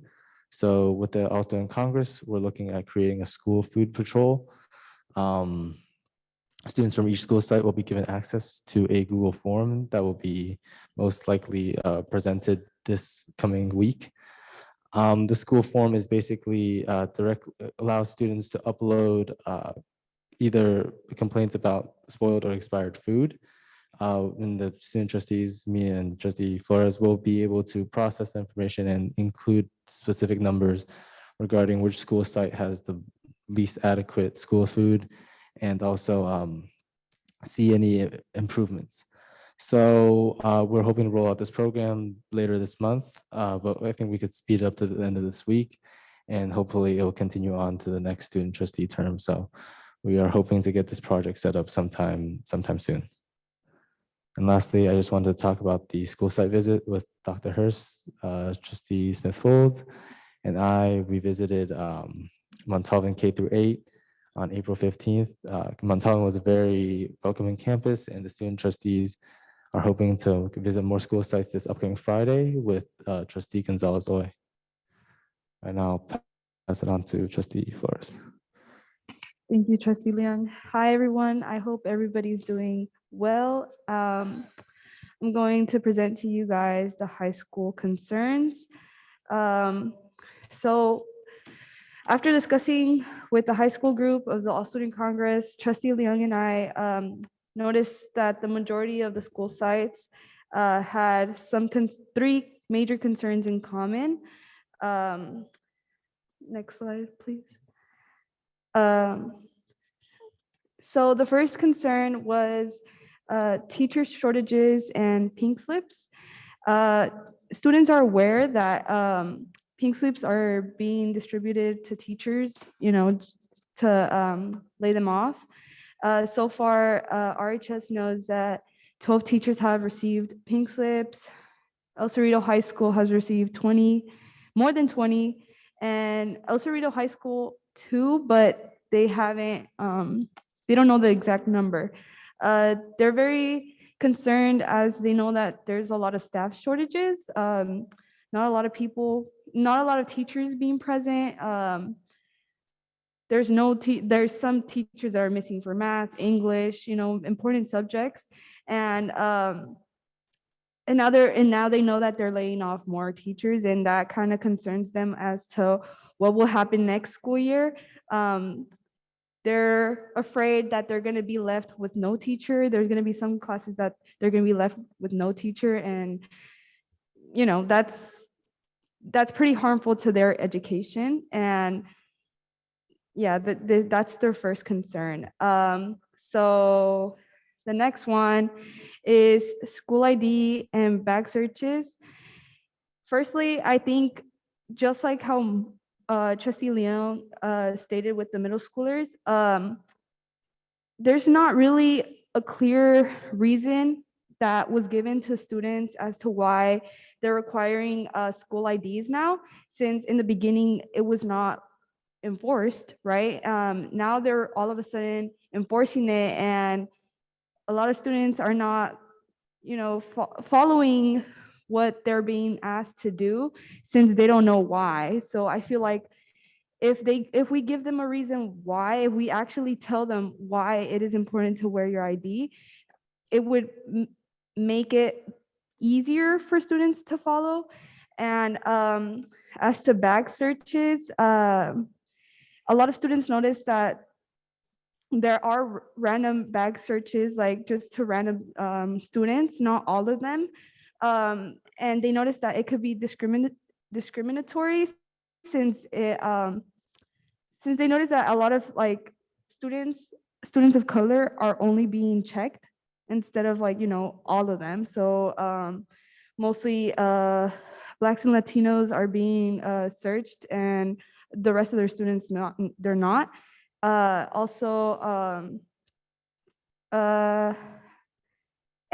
then another concern is that ID checks, since they're checking about their IDs, and they sometimes they don't have it, it makes them arrive to class late. So while they're looking for their ID in through their backpack and all of that, the bell all of a sudden rings, and that automatically makes them get to class late. So yeah.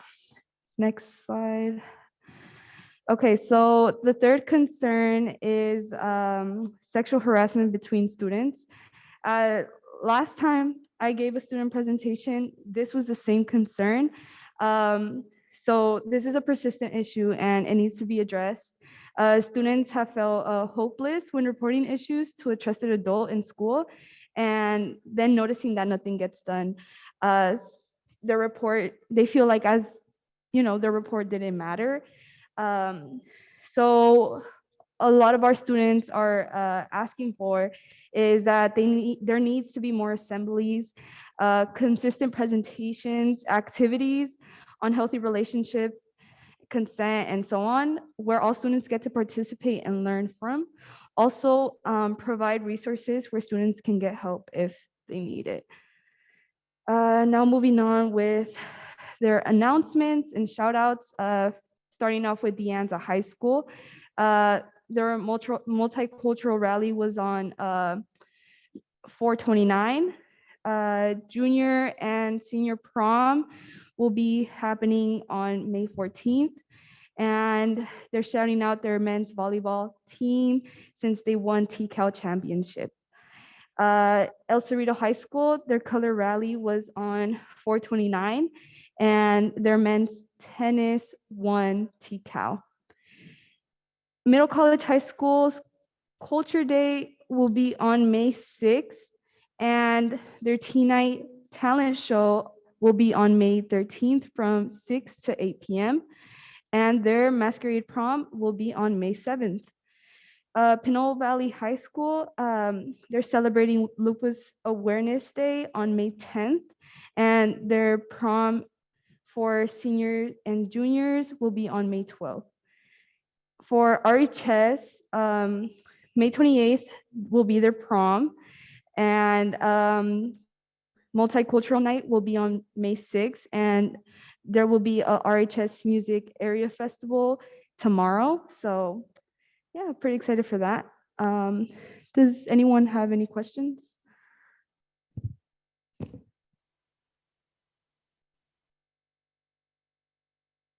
There are several hands I see. Trustee Reckler, then Clerk Gonzalez-Hoy. I do have a question. I think it's more for Dr. Hurst than the students.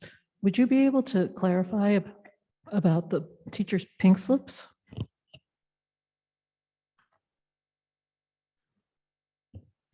I think is Dr. Greenwood available? Talk about the pink slips. So let me get back to you on that one. I heard that as well.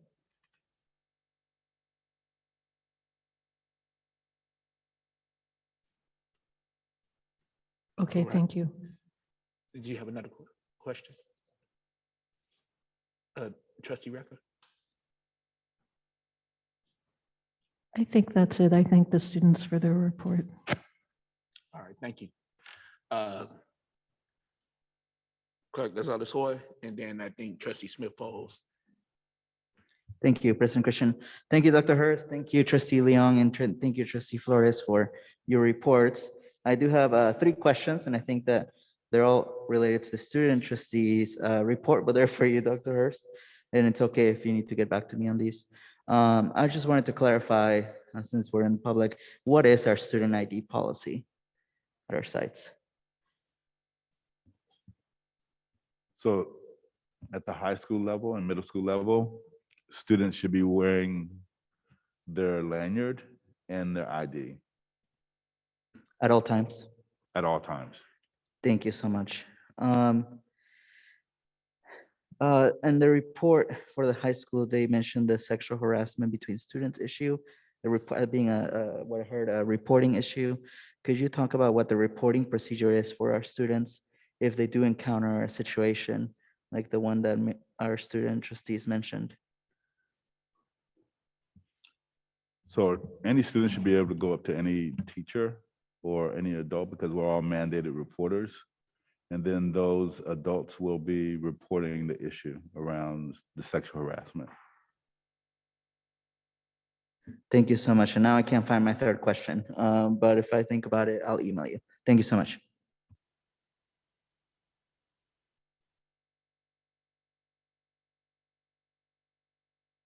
Trustee Smith-Folds? President Christian, would you like Dr. Greenwood to go? She's on Zoom. Would you like her to answer the question that Trustee Reckler had and then for me to go, or would you like me to go ahead and go?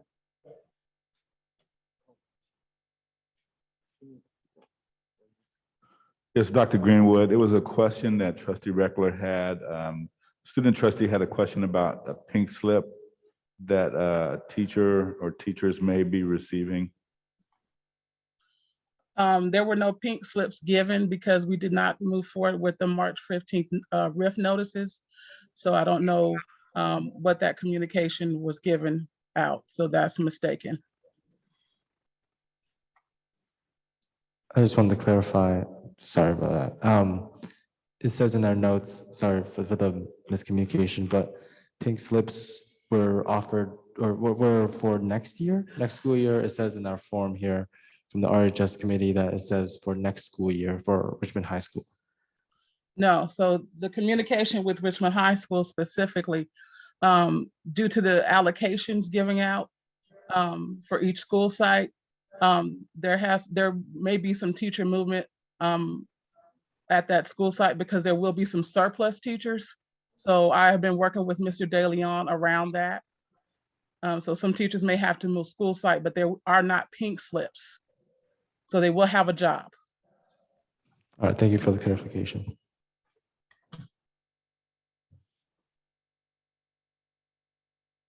I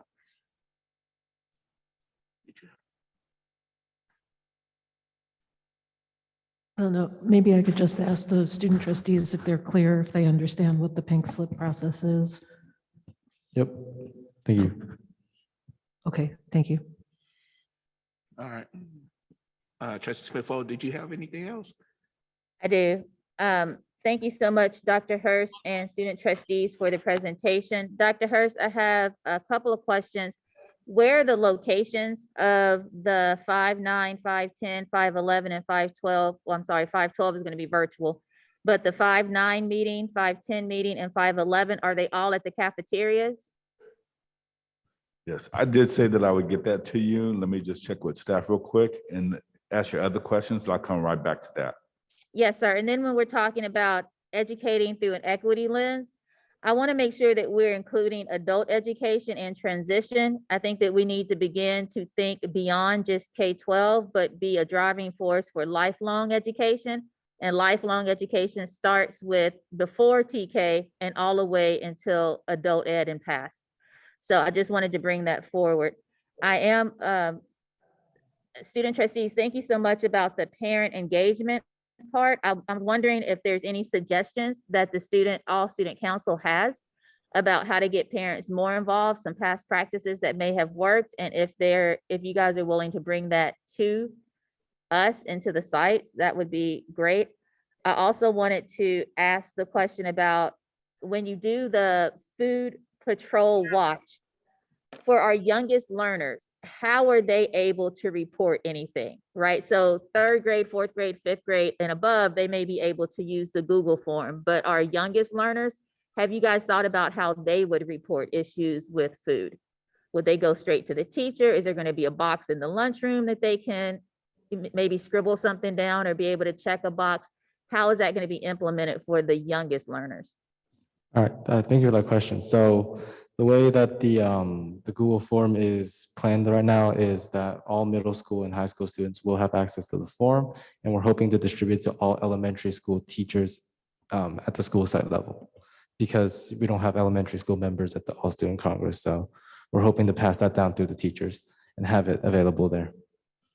Thank you so much for that. I really appreciate that. And then I did want to add to your announcement, Hercules Middle School also has an 8th grade promotion, and it's going to be the first week of June. So I wanted to put that out there. And also Hercules High School is having their prom, and their prom is going to be on the 22nd of May. Also wanted to add that to your report. Thank you very much. We'll put that on there. You're welcome. Dr. Hurst, I want to add to the chorus of being very concerned about hearing about sexual harassment at both the middle school slides and the high school slides. So I want to encourage the district to come up with a clear plan around educating our students around sexual harassment.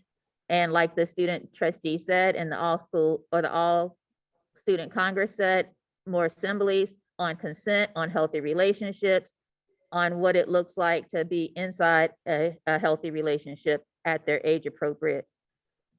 My last question is, yes, I just wanted to just respond to your earlier question. yes, At Kennedy High School is going to be the gym.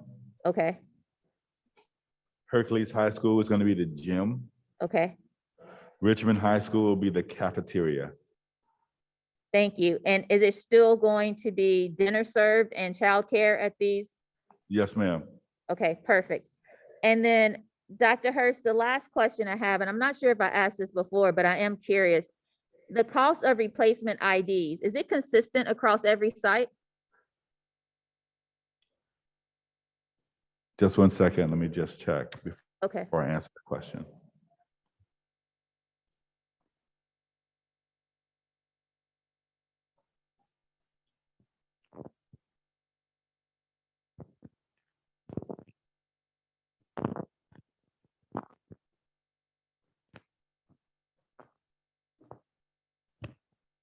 And Dr. Hurst, you could always get back to me if you need a little bit more time with that. I don't want to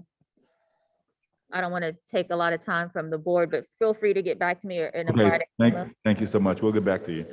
Thank you. And the very last thing is I do want to uplift what the student said about the why. It's very important that the students know why we're asking them to do things, especially around the ID and wearing their badges.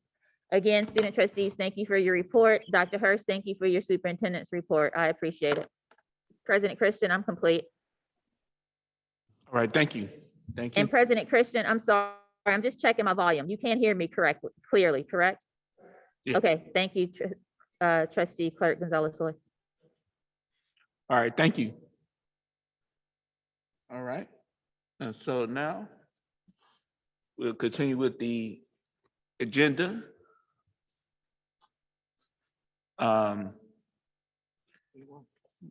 E1. Accept public comment and approve the bargaining proposal. Teamsters. Yes, sir. If you allow me to, tonight the district board will conduct a public hearing on the initial proposals of Teamsters Local Union number 856 and the district pursuant to the sunshine requirements of California Government Code, Section 3547. During the public hearing, the focus will be on gathering of input from the public regarding the initial bargaining proposals being presented. The purpose of this portion of the meeting is to inform the public about the topics of negotiations between the district and Teamsters Local Union number 856.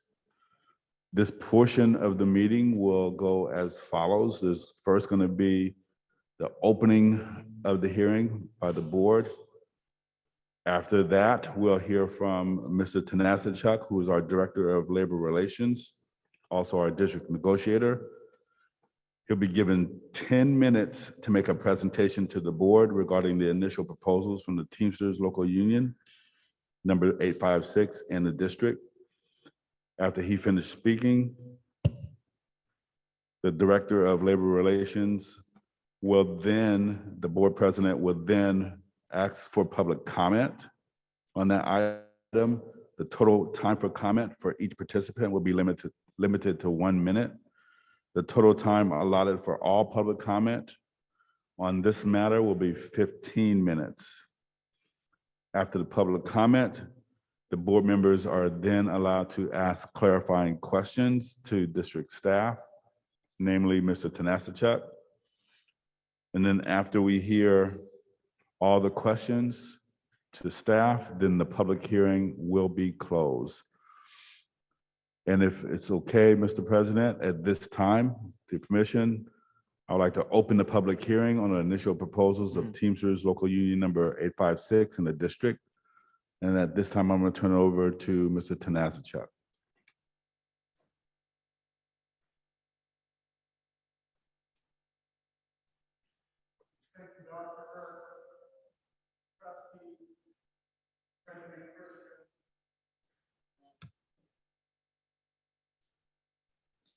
Sorry, if you could hold on just 1 minute. Mr. President, if it's okay, we need to just take a quick pause. They need to reboot the microphone system.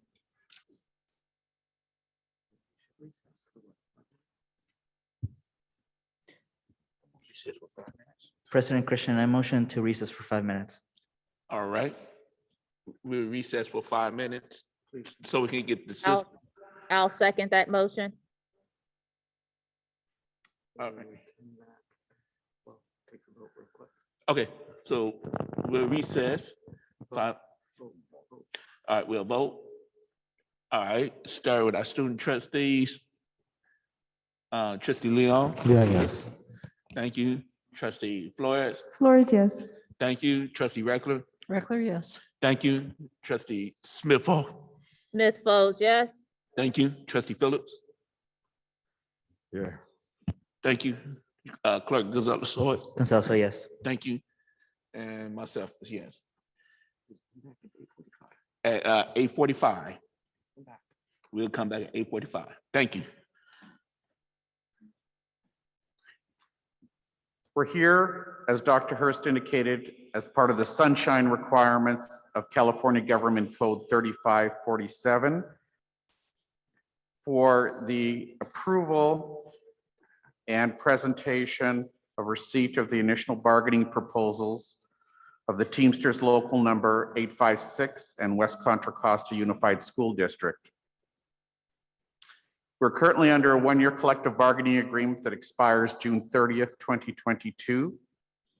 Pursuant to the Ed Code and Public Employment Relations Act, the initial proposals must be negotiated by the school districts and labor unions. They first must be submitted at a public hearing at the governing board. The initial proposals of West Contra Costa Unified School District to the Teamsters, as well as to the Teamsters Local 856 to West Contra Costa Unified School District, will be presented tonight to allow for public comment. This is part of the sunshining process that must be completed prior to entering into contract negotiations. And once an agreement is reached, it will be reviewed by the Contra Costa County Office of Education under the requirements of AB 1200 and then brought to the school board for approval.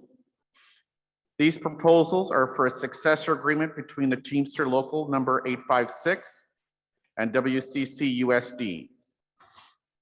Due to COVID-19 pandemic, there's been much discussions about MOUs that addressing specific items, which were short-term in nature and affected normal working conditions. These are not part of the collective bargaining process, nor will be referred to this evening or in the future for negotiations. It's important to the public to understand that the district and the Teamsters Local 856 are currently addressing conditions impacting programs, but these contract negotiations that are talked about this evening are not connected in any way to those discussions, and public comment should be limited to the terms that are being sunshined.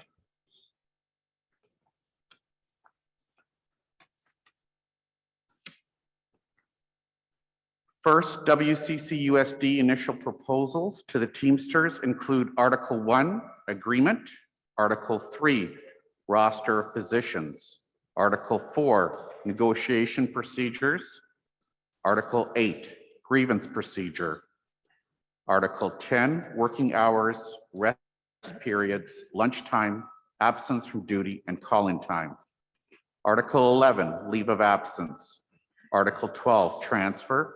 Article 14, safety. Article 15, health and welfare benefits. Article 17, compensation and overtime.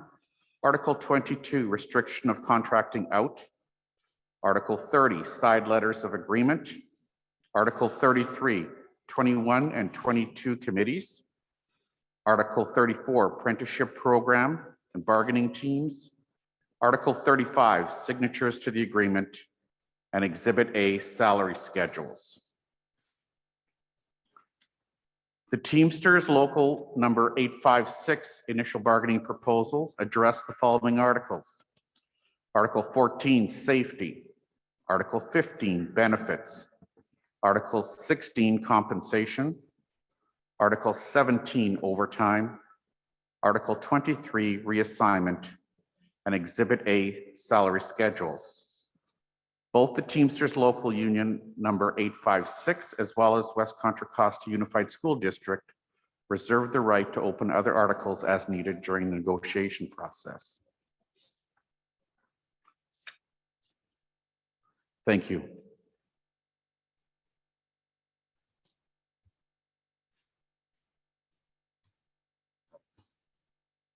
Okay, thank you for the presentation. Now we go to public comment based on this action, on this item. Okay, we don't have in-person public comment, but we have one person on Zoom. On Zoom, one on Zoom, okay. Ms. Jean Kinstner, can unmute yourself.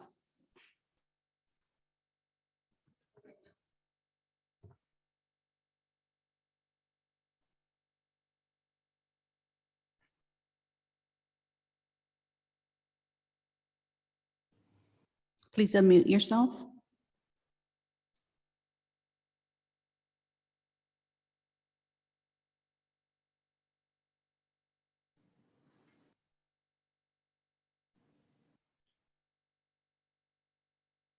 Jean Kinstner.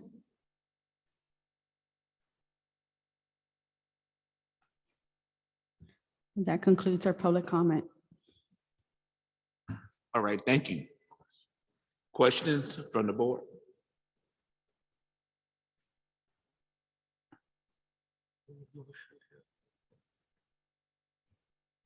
President Christian, I'll make a motion to approve the, All right, it's been. sorry, the receipt. Sorry, the information. Would you like me to read the whole thing? To approve the receipt of the initial bargaining proposals from both Teamsters Local 856 and the school district. All right, it's been moved by Clerk Gonzalez Hoy. Is there a second? I'll second that. All right, second by Trustee Smith-Fall. And now we'll go, any comments? President Christian, I do see a hand raised. I'm not sure if you're able to take it or not, but there is a hand raised. Another one. I'm just calling it to your attention. Yeah.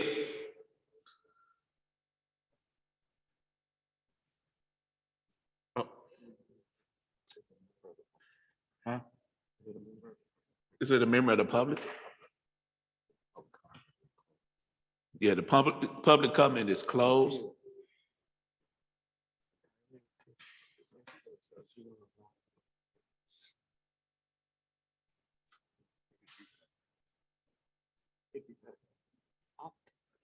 The hand is down. Okay. All right, thank you. Now we go to the vote. And we'll start off with our student trustees. Trustee Leon. Can I get the repeat of the motion? Trustee Flores.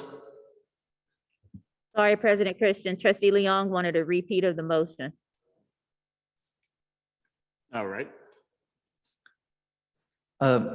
Trustee Leon, the motion is that we accept, or excuse me, approve the receipt of the initial bargaining proposals from both the Teamsters Local and the school district. Thank you. I'll vote Leon, yes. All right, Trustee Flores. Flores, yes. Thank you. Trustee Reckler. Reckler, yes. Thank you. Trustee Smith-Fall. Smith Folds, yes. Thank you. Trustee Phillips. Yay. Thank you. Clerk Gonzalez-Soy. Gonzalez, yes. Thank you. And myself a yes. And it passes. All right. Now we move on to E3, the resolution. Yes, sir, Mr. President. We're going to have Dr. McIntyre present on E3. Thank you, Dr. Hurst and Mr. President. It's an honor to be here with you this evening. E3 is an extension or the continuing actions that the district is taking in pursuit of trying to realize savings for our very valued taxpayers who fund our bond programs in the district. We have a policy that says we will every year examine the opportunity and take advantage of the opportunity that falls within our refunding or refinancing criteria that was set forth when we put our debt policy in place. Most recently, the board approved all of the actions necessary to refund the bonds. And then, of course, since the Fed has been raising interest rates and global interest rates have been going up as a result, the bond market is out of the money for savings for our taxpayers. So tonight, we're visited by the district's fiduciary financial advisor, Blake Boehm with KNN Finance. He's going to talk to us about a private placement refunding opportunity to see if this is something the board feels comfortable moving forward with. It is within the parameters of the debt refinancing policy, but it is unique, and we just thought we should have a conversation about it and hopefully approve to move forward quick enough to find ourselves still in the money before interest rates continue to climb. And so with that, I would like to invite Mr. Boehm from KNN to share his slides and present. Hi, good evening. Can everyone hear me okay? Excellent. I see thumbs up. It's a pleasure to be here. Good evening. Dr. McIntyre, thank you for the introduction. Did you still want me to share my screen to go through just a few slides that I have? Yes, please. Okay, will do. Bear with me for 1 second here. Okay, can everyone see the presentation okay? Yes.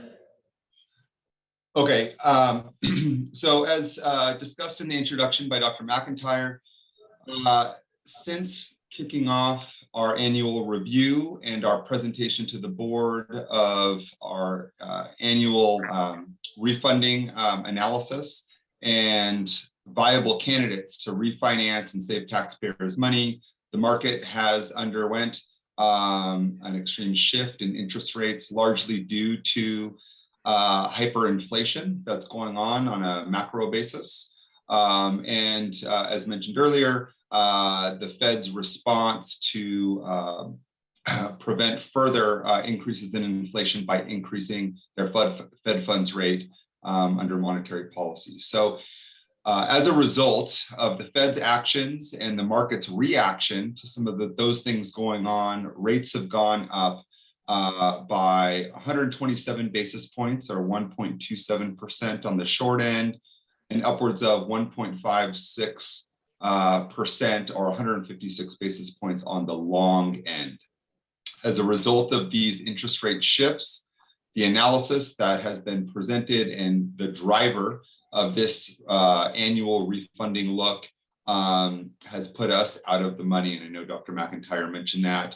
And by out of the money, that means that even though there are, in some cases, dollars to be saved, the policy sets forth guidelines and parameters for which the board can consider refundings and really minimum thresholds. And some of the key minimum thresholds that are identified in the board policy include a minimum of 4% present value savings and or $1 million of present value savings as a dollar amount, or a minimum of $100,000 of annual savings. And so right now, based on current market rates, we believe that there would need to be an improvement of roughly 85 basis points or 0.85% in order to put this refunding under a traditional public market sale back in the money. And with the trajectory of rates not projected to go back in our favor, but actually further increase, that is unlikely. And so the district staff and bond financing team have been exploring alternative options to still try and pursue a refinancing this year that will lock in savings. And so that's what's being presented in the resolution. The alternative options that we're looking at, as mentioned earlier, are considered direct purchase or private placement. So rather than selling West Contra Costa Unified bonds out to the public marketplace to institutional investors, we would, in this case, be working directly with a single bank or lender that would purchase these securities at a negotiated rate. Now, with the volatility that we've seen in the market, these direct purchase transactions have really become a source of interest for many municipalities that are looking to either refinance or access new debt.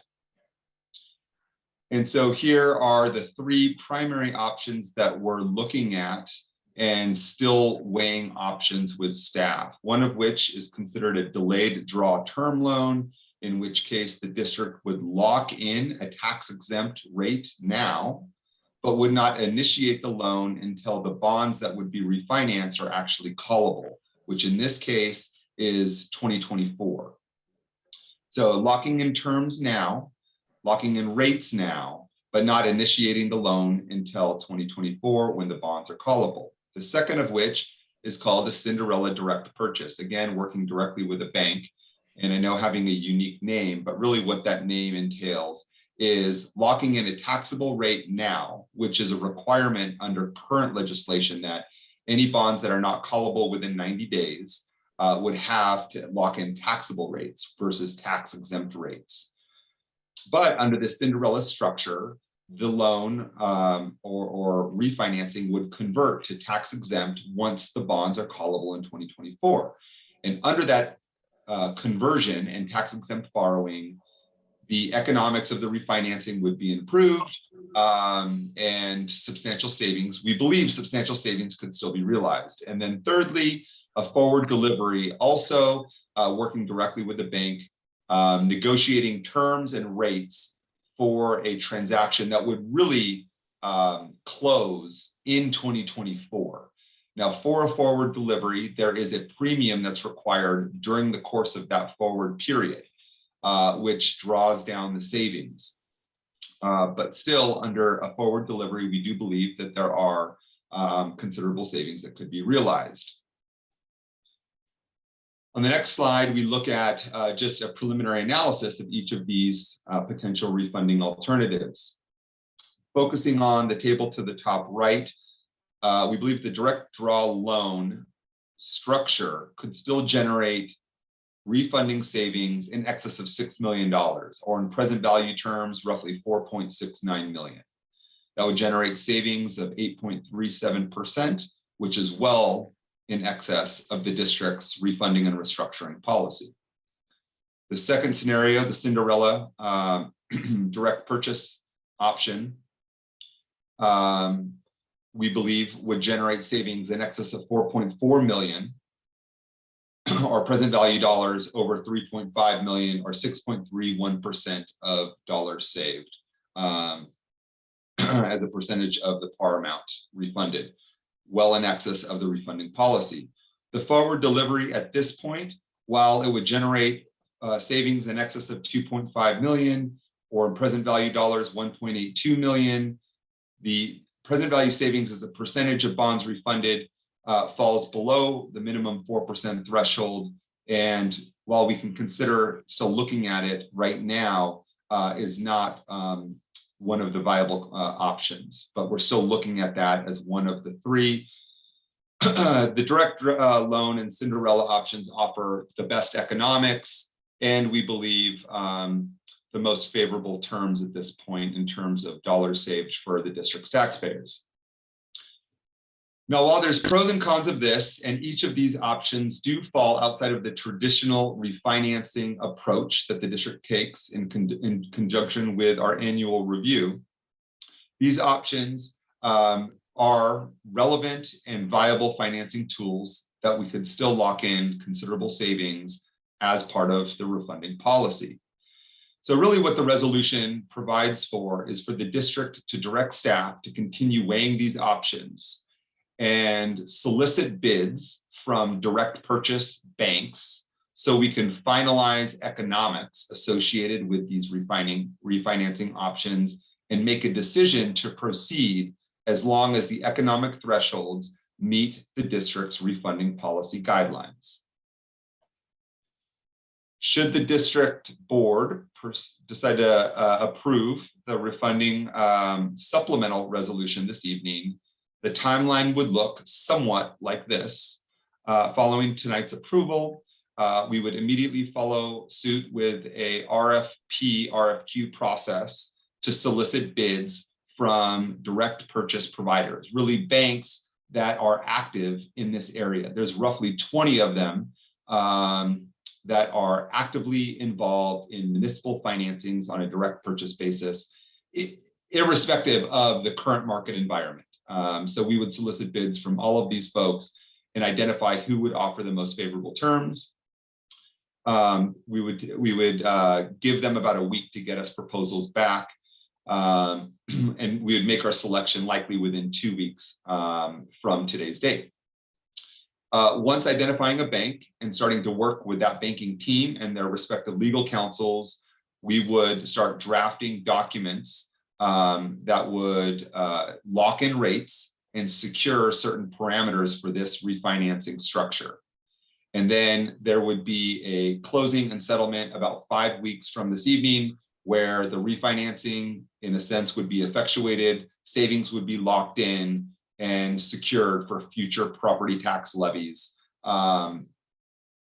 within the community. So therefore, the debt service would be reduced, future property taxes would be reduced accordingly based on the refinancing that would be effectuated through this process.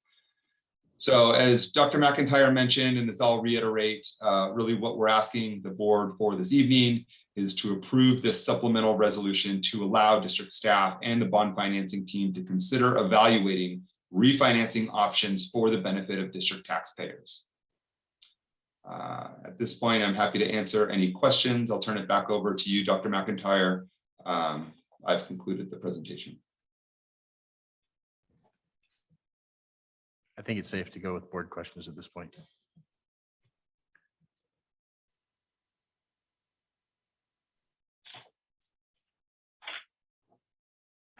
All right. Question from Trustee Ricker. Thank you. Nice to see you again. I have a number of questions. The first one is, has the district done any of these more non-traditional refinancing in the past? Yes, they have. The most recent one was back in, I believe, 2017, if I'm getting the date right, when the district did a direct purchase in order to purchase the facilities and operations building. And that debt is still being paid, as I understand it. Right. Okay. I remember that. Okay. The next question is for the listening public. Can you explain the difference between taxable versus tax exempt?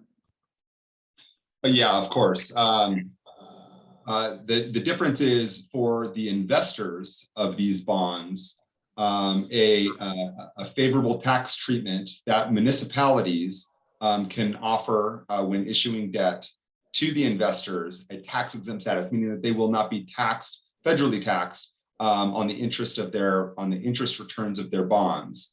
And in exchange for that tax exempt status, the investor marketplace will offer lower borrowing costs to municipalities because of that tax benefit. In 2017, legislation changed the ability for municipalities to advance refund outstanding debt more than 90 days. And they could still advance refinance the debt, but it would be done as taxable, meaning that it would be at the higher rate. The investors would not secure a tax benefit from these bonds.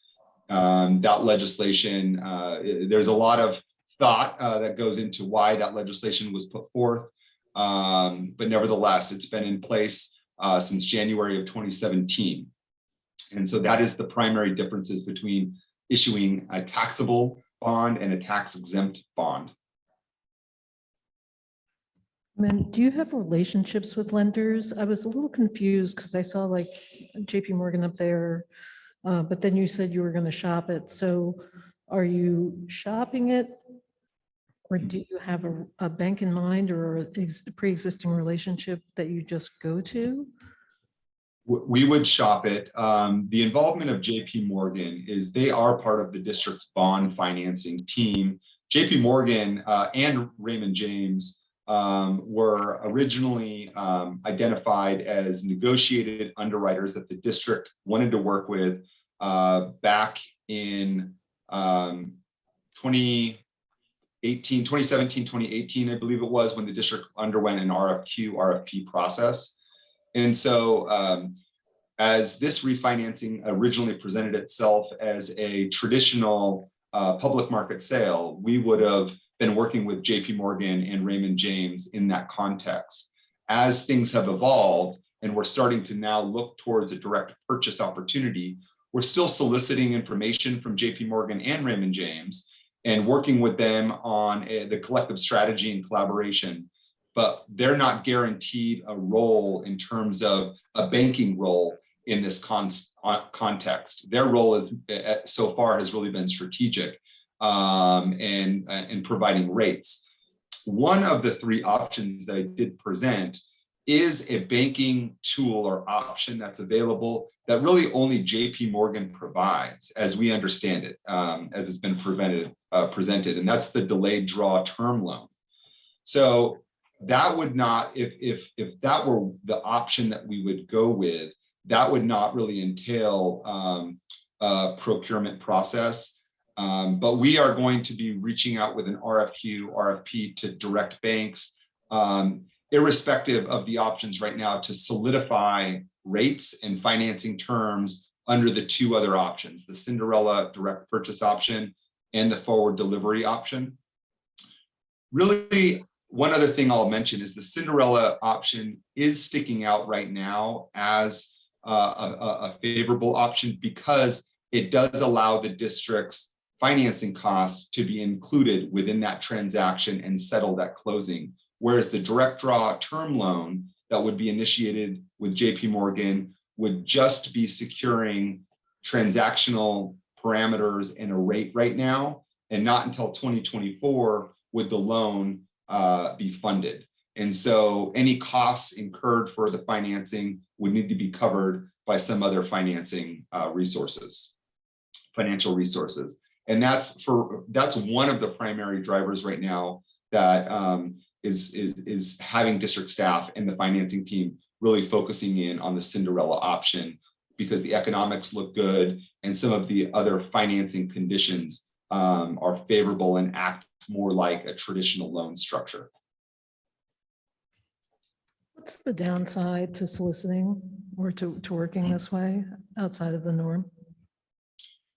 The downside really is that we don't know where the market's going to go, and we don't know if any of the rates that we get back from direct purchase banks will lock in savings sufficient enough for us to move forward. So even if the board were to approve this resolution this evening, we still cannot guarantee or confirm that there will be a successful refinancing at the end of this.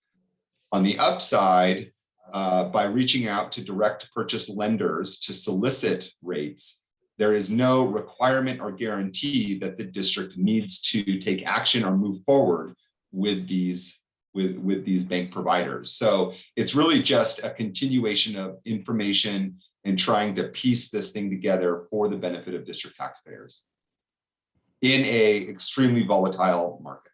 Yeah. Do you come back to the board, or is that it?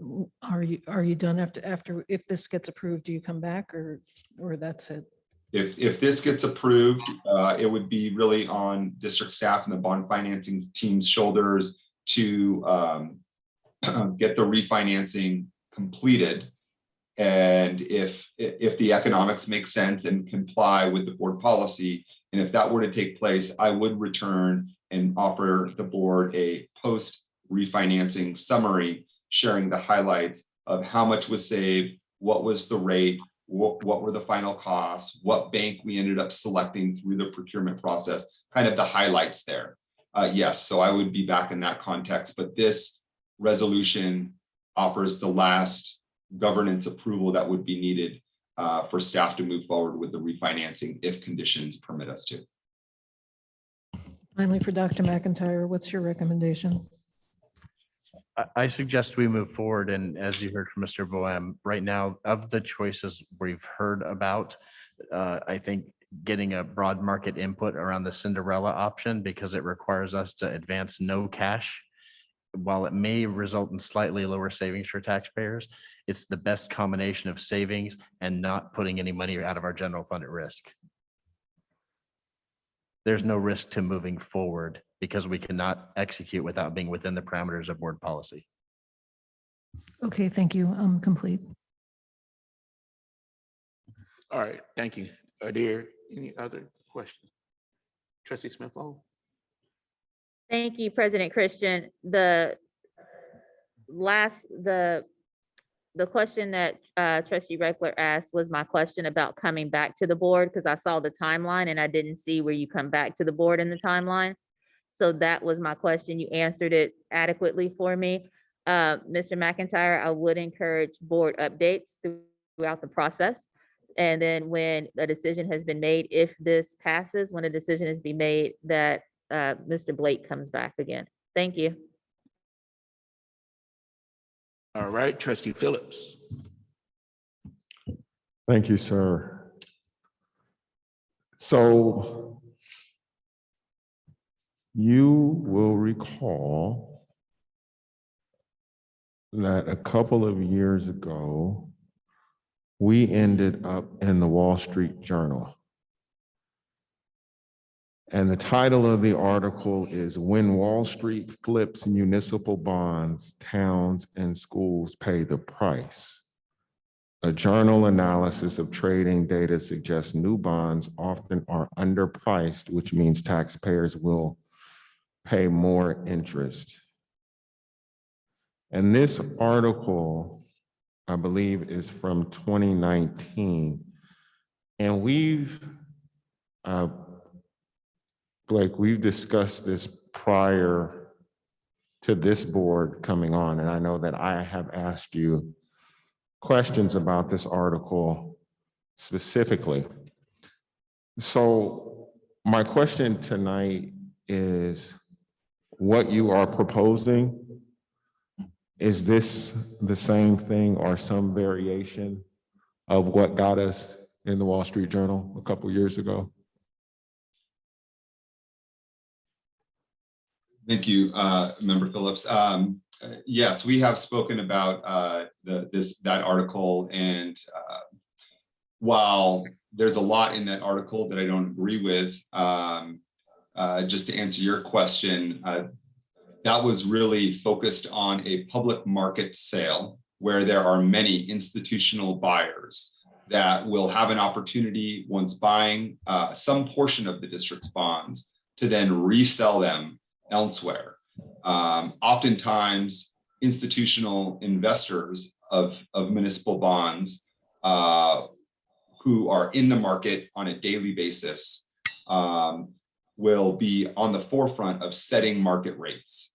Once owning the bonds, some portion of the district's bonds, they then have an opportunity to work with, in some cases, investors that are lower down the food chain, that they can sell those bonds at a higher price. And that was the Wall Street Journal's premise, as I understand it. The resolution tonight provides for direction to district staff to work with a single bank that would not have an opportunity to resale without engagement with the district. This would be more like a bank loan versus a bond sale. I would really categorize kind of that in the most simplest of way. And in that context, I do not think that the Wall Street Journal suggestions would be applicable in this setting.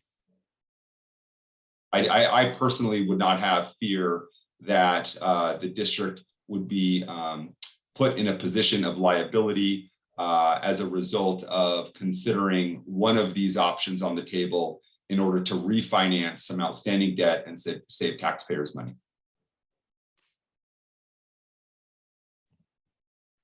Does that answer your question? Perhaps.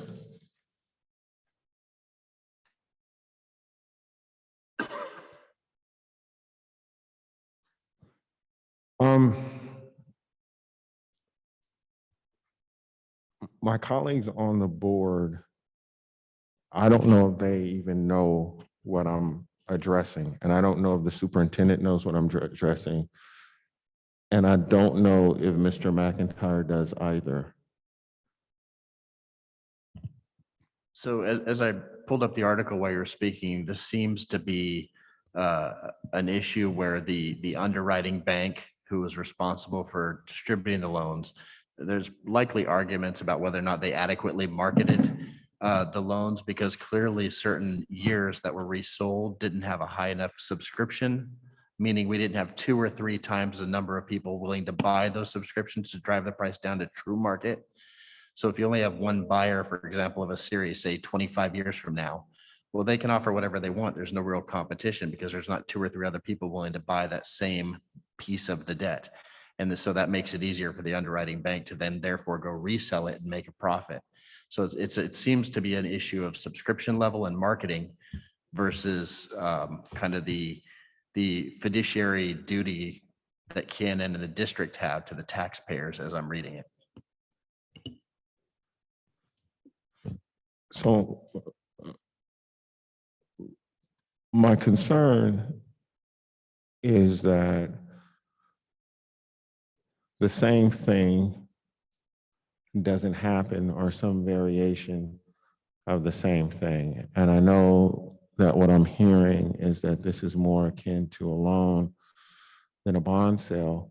And I don't understand how this is more akin to a loan than a bond sale if we are refinancing bonds, which essentially means we are, in a way, selling them. So I don't get the analogy, and I don't understand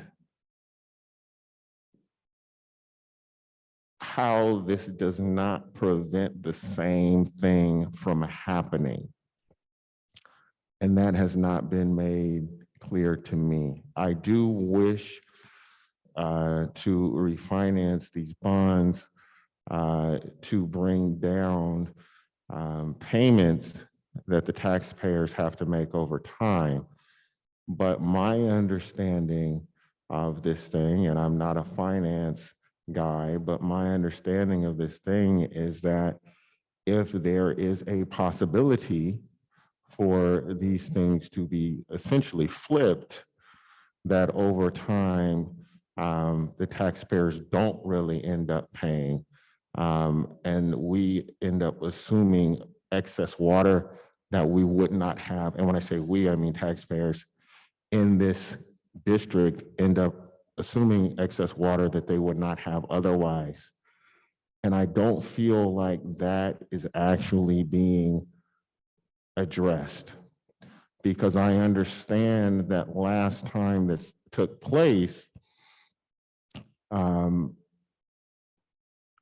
we were given assurances that this would not happen again. But as I sat here and listened to the presentation, it seemed to me very much to be like what we just did. And I understand that our partner on the phone, from the conversation we had a while back, did not agree with the article.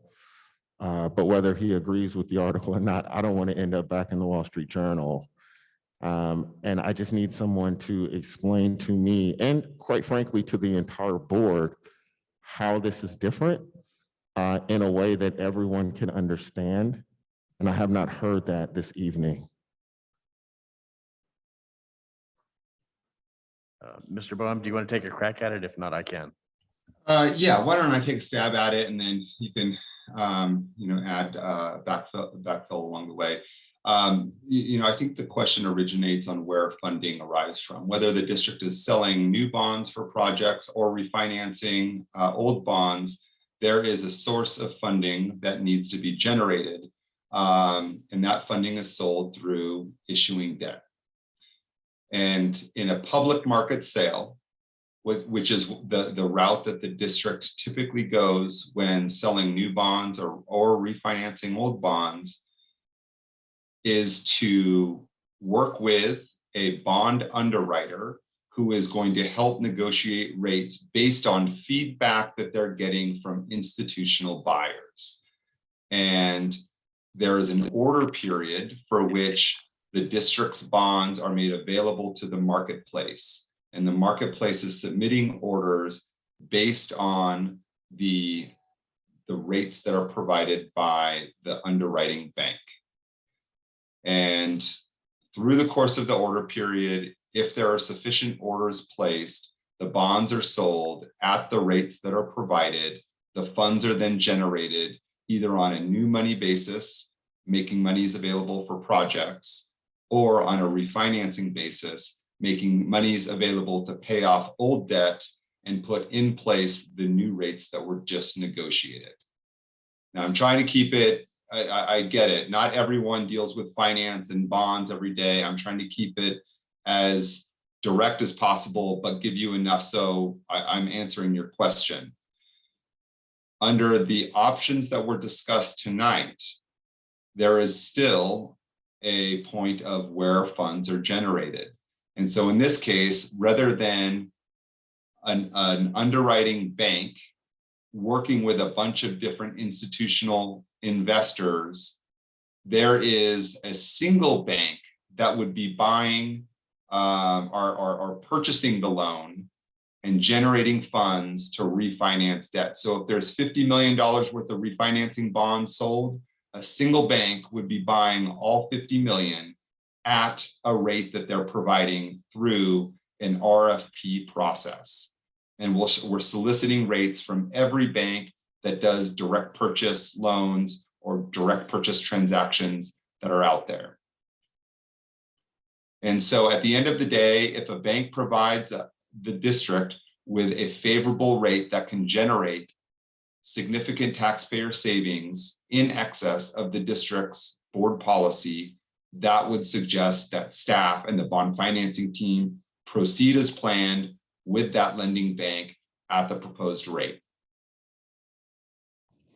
So what I'm hearing is last time there were multiple purchasers of these bonds, and this time there's only going to be one. Is that the difference I'm hearing? Yeah, in last time there was a underwriter, a bond underwriter, who was really the district's liaison to the investor community. That underwriter at the time was Piper Jaffray, that purchased the bonds and then redistributes to investors at negotiated rates. In this transaction, there will be no bond underwriter. There was only a bank that is willing to purchase all of the bonds at an agreed upon rate. Okay, so they're willing, it's one bank and they're willing to purchase. Are you telling me that this bank does not have the ability to resell anything? They're purchasing a security and within terms, to terms of their banking agreement, they cannot split up the security or flip the security. They own all 50 million. And I do not think that they need to be the end all be all buyer. And neither does any investor when the district is selling bonds. If it's a security, it can be sold in the open marketplace. Okay. But under this transaction, there would be a single buyer of all the bonds, that it agrees to, purchase at an agreed upon rate. That's, I'm not sure if you're questioning all this bond sale and all future bond sales just because of the article, or if this is just the difference of transaction type that is raising the questions. I'm asking a very specific question. I understand that there is one bank who will purchase these bonds. I am asking you, do they have the ability to resell them? This direct purchase bank, I do believe, would have the ability to resell the security after purchasing it at a single point in time. Okay, so if they have the ability to resell these bonds, I get it, before it was an underwriter and they were the liaison to the financial community, but at the end of the day, how is this different if, even though it's one bank, it was one underwriter, even though it's one bank, if they have the ability to resell everything, how is this different? If I could jump in here, what makes this one a little different, under the underwriter, we relied heavily on their ability to market the debt. In this particular scenario, we are going out to market and doing an RFP, RFQ ourselves and asking many, many banks and then choosing the best offer from them. So we're kind of cutting out the underwriter process and making the choice of the buyer ourselves in that regard, based on how well they respond to the RFP. But we're not really doing it by ourselves, because no one here in this building has the ability or the know-how to do it by ourselves. So we are using somebody, correct? We're using our fiduciary fiscal advisor, KNN, to do that work. Which we used last time as well. Okay. When we got into the Wall Street Journal. I'm complete. Thank you.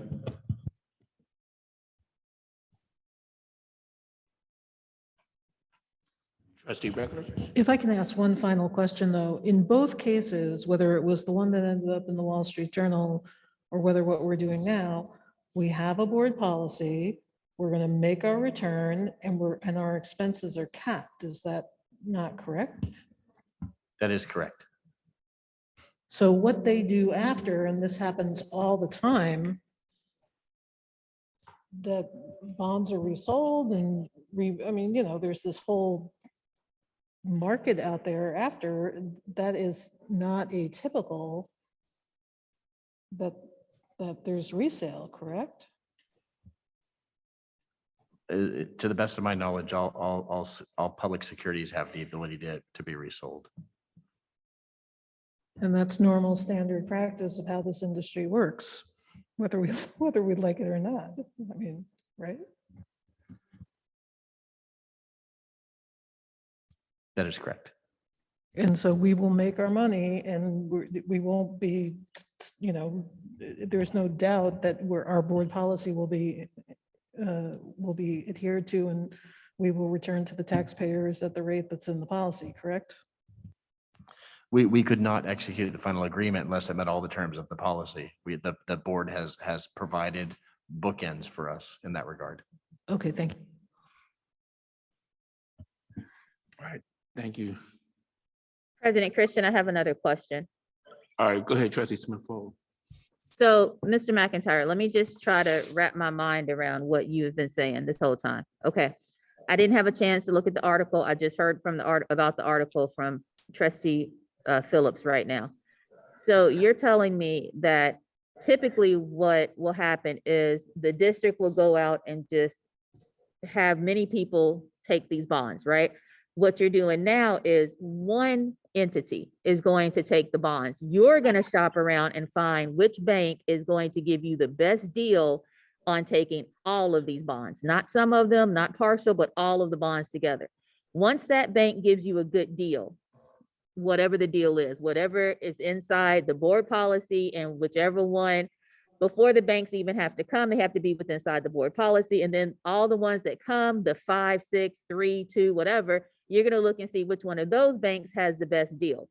Once you look and see which one of those banks has the best deal for the taxpayers to save the most money, you're going to pull the trigger on that, because it's just one person you have to deal with, one entity you have to deal with. Then whatever they do with the bonds is kind of on them. It's no longer on the district, it's on them. Is all of that accurate, what I just said? I think the district has found its next chief financial officer. I Yes. will take the paycheck, sir. I will 100% take that paycheck. So, but is that accurate? That's what we're talking about? Yes, Trustee Smith Folds, you said it Perfect. exquisitely. Thank you so much. No further questions. All right, thank you. Clerk Gonzalez-Hoy.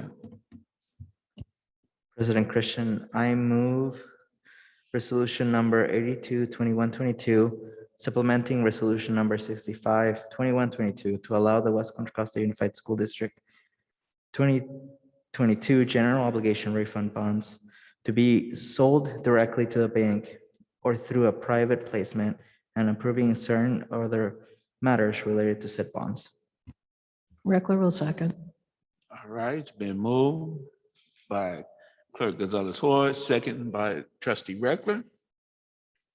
All right, we have any comments? I don't see any, and we go to the vote. Trustee Leon? Actually, I do have just one brief comment, which is just that at some point we should look at this policy to make sure that it doesn't need to redo at some point. It's not an emergency, but it is something to put on the list. Thank you. All right, thank you. All right, now we go to the vote. Trustee Leon? Leon abstains. Trustee Flores? Flores abstain. Trustee Reckler? Reckler, yes. All right, thank you. Trustee Smith-Folds? Smith Folds, yes. All right, thank you. Trustee Phillips? Nay. All right. Clerk Gonzalez-Hoy? Gonzalez-Hoy, yes. All right, thank you. And yes, for me. A motion passed. 4-1.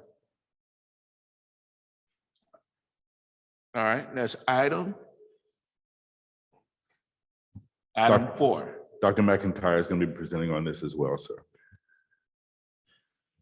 Thank you, Dr. Hurst. At the last board meeting, we had brought the two documents together that were sent to us by the city of Richmond. One part of the document was a renewal of the membership to the Chamber of Commerce, and a separate document, but it was attached in the same mailing, had to do with the Political Action Committee, soliciting Political Action Committee donations. At the direction of the board, we have confirmed that those are two separate documents and in no way related.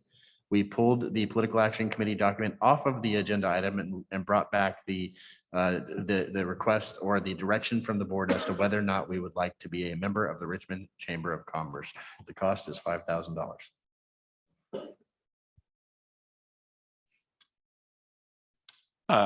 Clerk Gonzalez-Hoy and then Trustee Phillips. Thank you, Dr. McIntyre, for clarifying. I have 3 questions. What would you say is the impact that we get from being a member of the Richmond Chamber of Commerce?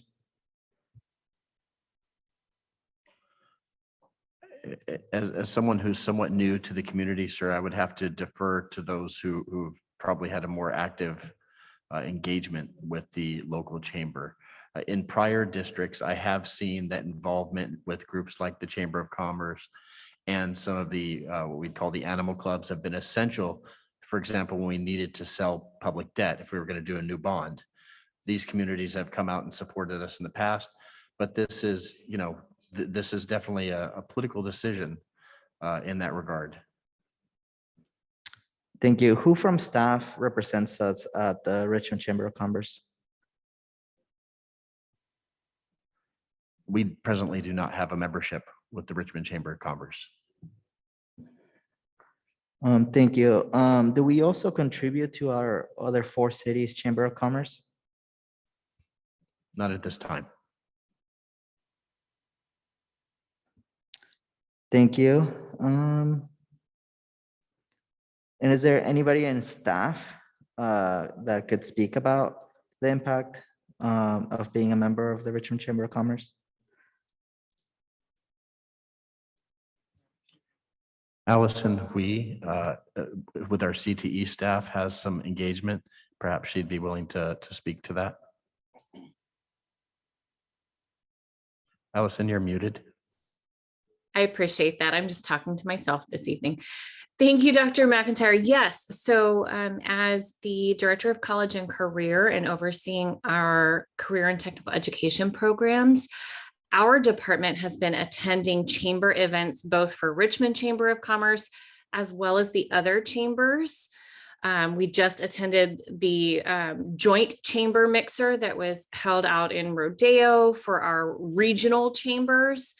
It's a really valuable tool for us to meet with and engage with employer and industry partners throughout our region, especially since our district serves many different areas.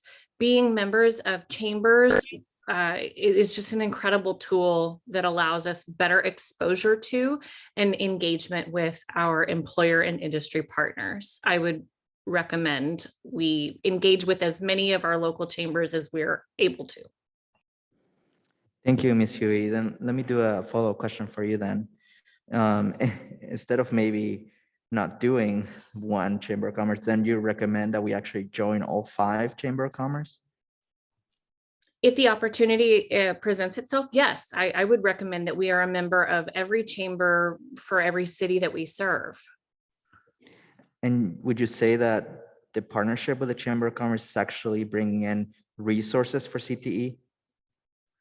For us, absolutely. It is one of the critical ways that we meet with and engage with not just existing partners, but new partners. I mean, it's the same reason why other businesses join the chamber. It's an opportunity to connect with and make connections with towards further engagement with other business entities.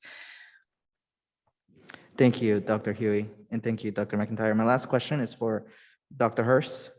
Dr. Hurst, I know this is political, so I'll give you a pass if you don't want to answer. But what would be your recommendation on this contract, or not contract, excuse me, membership? Well, first, I would say that we brought it to the board because we wanted to be very transparent in bringing all items to the board. As I'm sitting listening to the conversation, I understand the recommendation from Dr. Huey. However, as the superintendent, there's other things that's on our plate that we have to consider as well. One of the things that comes to mind is this ongoing conversation about the older adult school program. We're talking about $5,000 for each chamber. That's $20,000. I'm sorry, $25,000. And we're having these ongoing conversations about other pieces as well, and wondering where those fundings are coming from. If it came down to it, as a superintendent, I would not make this decision. I would make a different decision. Thank you, Dr. Hurst. That was my last question, President Christian. Thank you. Trustee Phillips.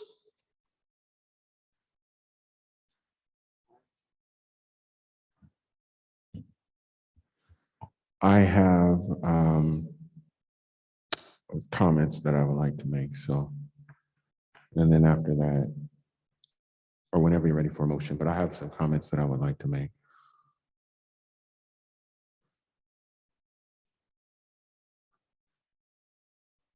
Oh. Trustee Smith-Fall. Thank you so much. Trustee Clerk Gonzalez-Hoyt asked a lot of the questions that I had, but I do want to know, do you know the cost of every chamber, Ms. Huey?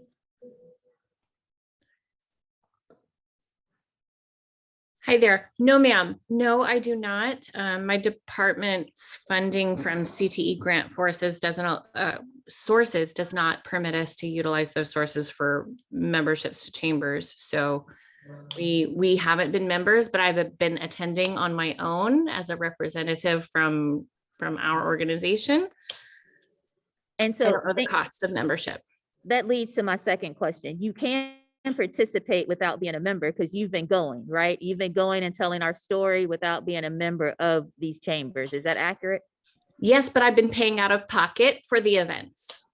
So you've been going to events, and when you go to a Chamber of Commerce event, it may cost you a ticket price, and you've been paying that ticket price out of pocket to go there, participate in the event, and tell the story of WCCUSD. Is that accurate? It is accurate that I have been paying out of pocket to do this work. Yes, ma'am. Okay, and then do we know what the impact would be not to be a member of all the chambers and just be a member of one? Do we have any idea what that impact would be? I wouldn't be able to say. Okay. Well, I'm looking, while we were talking, I just quickly pulled up and I see that Pinole Hercules has its own called the Bayfront Chamber of Commerce. And the membership fees range from $30 to $2,500. So not quite as large as the city of Richmond's, but so I don't know that we could extrapolate $25,000 from Richmond's alone as the total cost. I'd be happy to look into the rest of the potential options and come back as another item or for information or in a Friday update. Okay, thank you, Mr. McIntyre. I would be interested to know what, I mean, you just said the Bayfront has a sliding scale, right? Anything from 30 to 2,500. Richmond has a firm 5,000, I'm assuming.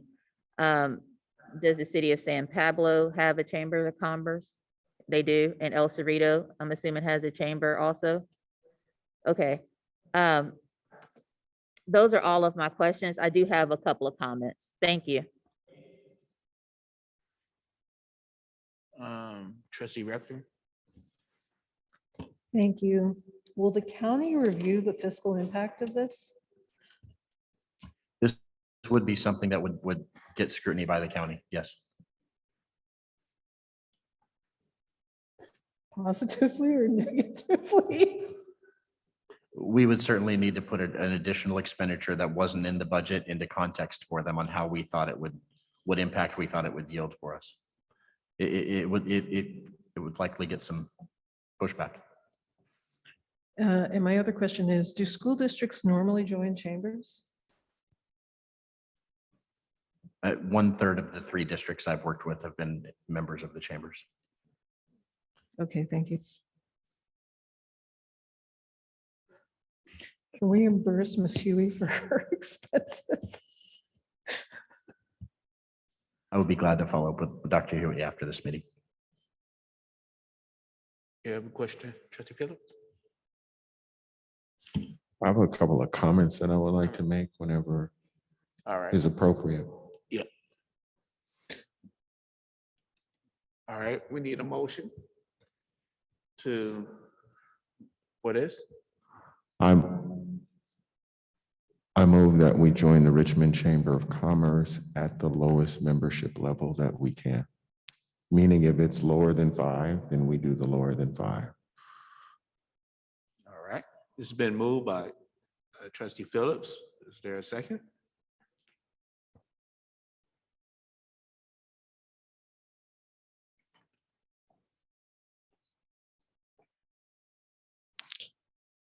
No second?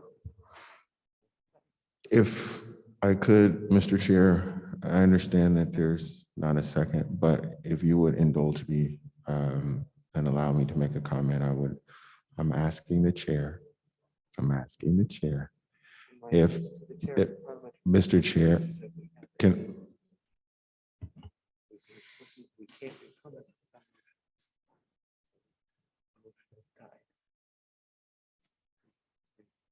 There is no current motion.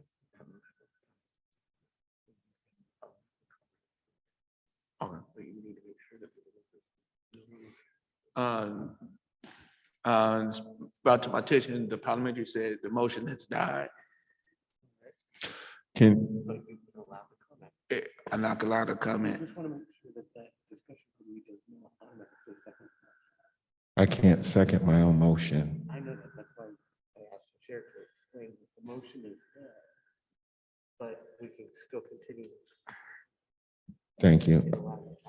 If someone does second the motion, though, it's seconded, but I just want to make a comment very quickly. Point of order, President Christian.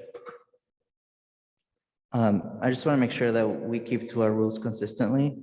The last board meeting, we did not allow another trustee to make comments after the item had died. We just moved to the next item. So I just want to make sure that we stay consistent. I would be fine if you made comments, if our colleagues made comments, but I want to make sure that we stay consistent. All right. I'll second the motion. The motion is dead. There is no more motion. So the chair was going to allow a comment. We needed a second within a certain amount of time. You wanted to continue to have a discussion, make a comment. You asked for dispensation from the chair to allow that to happen, knowing that it was not part of proper parliamentary procedure when we do not have an actual motion on the floor. So there was no motion on the floor. The chair made sure to declare there is no motion because that original motion did not get seconded. Motions don't just hang out in the ether forever. We can make another motion. The board members are not at all prohibited from making another motion. Okay, I will make another motion. My motion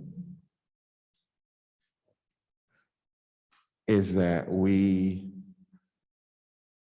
purchase a membership at the rate that they sent us, which is a more expensive motion, but if that's what you want. It's not what I want, sir. It's the original motion.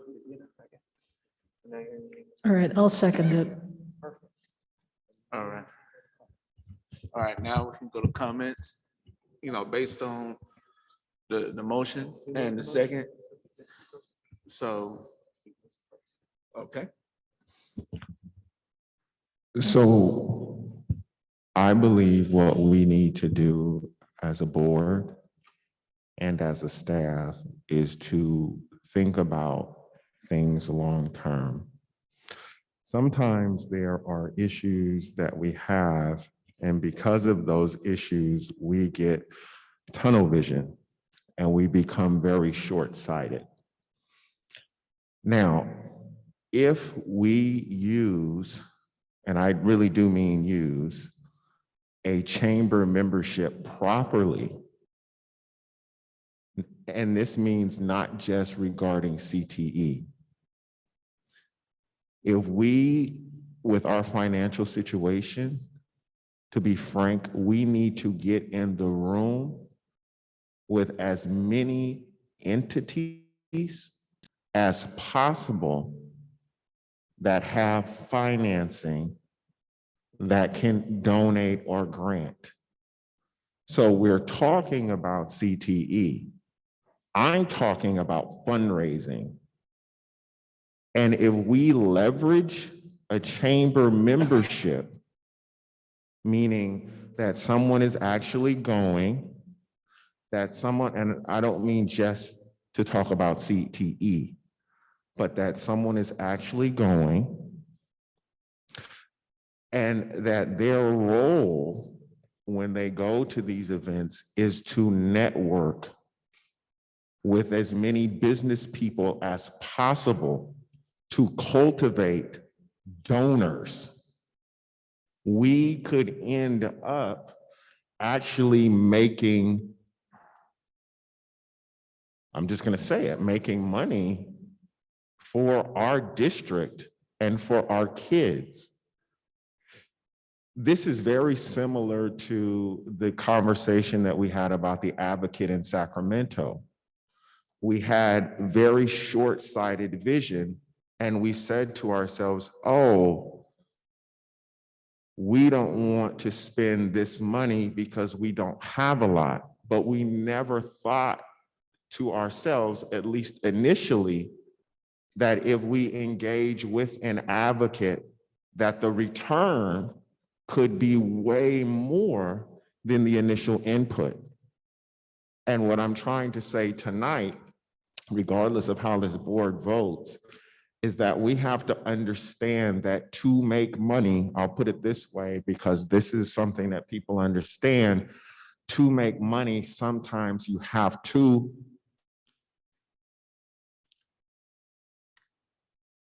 To make money, sometimes you got to pay.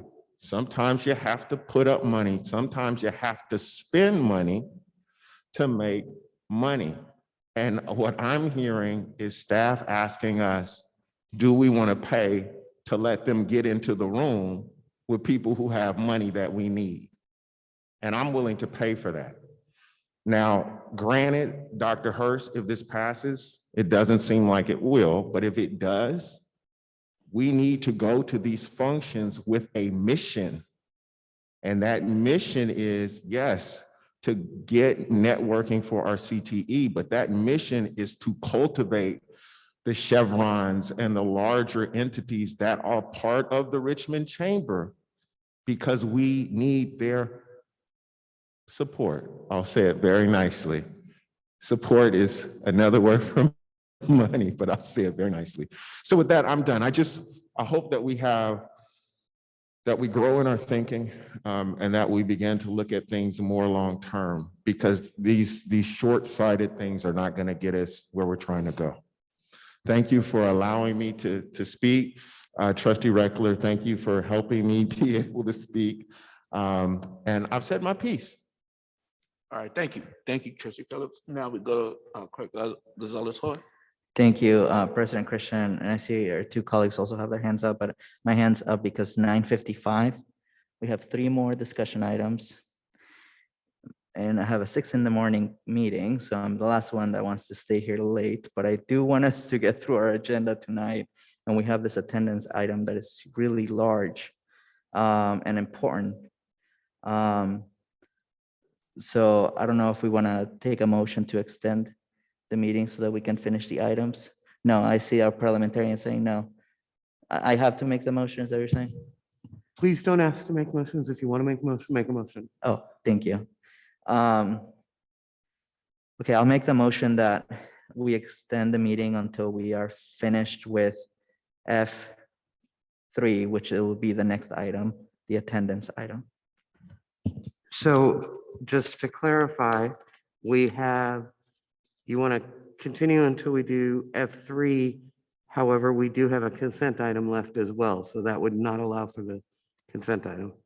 I apologize. I would like to amend my motion and do the consent item and F3. Thank you. Thank you. Trustee Clerk Gonzalez-Hoy, would you be willing to listen to a friendly amendment? Yes, absolutely. That we extend the meeting to cover F3, the consent item C4, and hear from board comments from the student trustees if they have any. Yes, that's fine. Then I second your motion. I'd like to put another motion on the floor, which is to extend the meeting until 10:30. But I'd also like to make a comment on the chamber, which we kind of didn't wrap up. Could you clarify your motion for you're saying that we stay until 10:30 and we continue to follow the agenda? We keep going and complete as much as we can until 10:30, time over subject matter. Okay. I second the motion. All right, so that one, we keep going. Right, we're gonna vote on staying until 10:30 and continuing the agenda. Okay, If that fails, we'll go back to the other one. all right, so we go to the first one, right? Correct. All right, so we go back to the first. So the motion that we are about to vote on is to continue, follow the agenda, and we end at 10:30. All right, so, all right, let's go to the vote on that. Actually, I have a comment, President Christian. Go ahead. Thank you.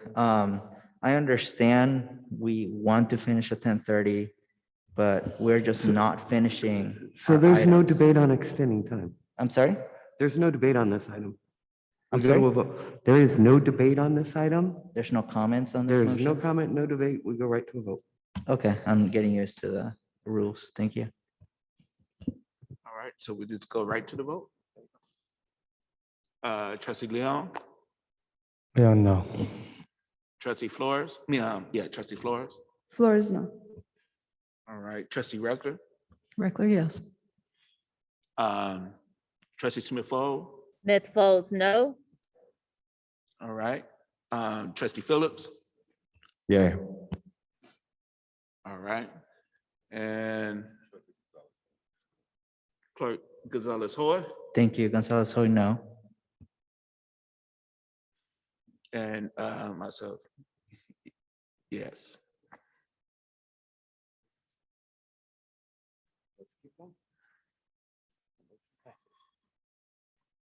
All right, motion passed. So, So we continue with item 4. We were in comments. And I believe trustee Reckler said she still had comments to make. okay,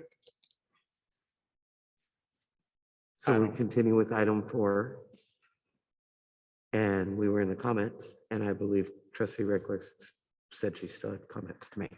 Yeah, my comment is that I'm not at all opposed to joining the Richmond Chamber or all the chambers, but perhaps we should pause and kind of get a strategy together and a price tag, because it will have to be reviewed by the county. So how much would it cost? What do we think we're going to get out of it? What's the goal? And I think that's the way that we should proceed.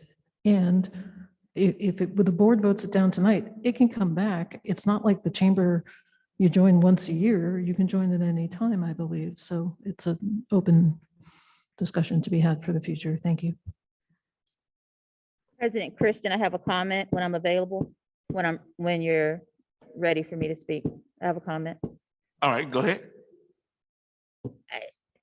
The rich broke attitude of the board has got to stop. If you're gonna spend upwards, could be $20,000, could be $5,030, could be $5,300, we don't know. But if you're gonna spend that amount of money on anything, and then the CBO told you that you're gonna get pushback from the county for spending that money, but I've been asking for older adult education to come back to the board to find permanent funding for months to have a conversation with it. I just don't understand the board's thinking about saying yes to this and it not be politically motivated. I mean, listen, if you want to join the Richmond Chamber of Commerce, anyone on this board can do it. I'll join the Bayfront for $30. Great, that comes out of my pocket. Then I can go to all of their events out of my pocket and represent this district. You're right, we did pay for a representative in Sacramento, and we've heard crickets, and we're spending the money. It's the rich broke attitude that I just don't understand. Are we rich or are we broke? The CBO said that the county's going to push back from it. Why are we spending money that we clearly do not have? Or do we have it for what we want it for? It makes no sense to me. Again, if we have this money, I would like to put the money towards the older adult education programs that we have been called on for months to do. Find permanent funding from our district. Again, I urge my colleagues, please don't vote for this. If you want to join the Richmond Chamber of Commerce, have at it. Use your own bank account to do so. Ms. Huey uses hers. Use your own bank account to join whatever commerce you want to join and go tell our story from the mountaintops, because we do need our story out there, but we also be able to do it ourselves. We don't have to pay for that to happen. I am 100% complete. Thank you. I urge everyone to vote no.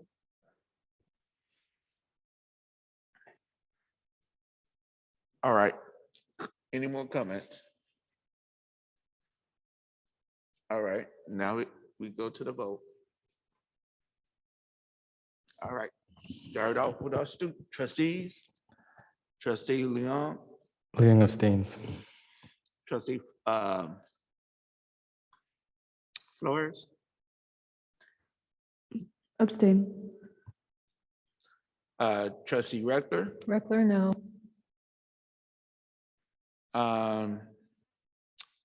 trustee Smith Fall, Smith Folds, no. clerk Gonzalez Hoy, Gonzalez Ho, no. and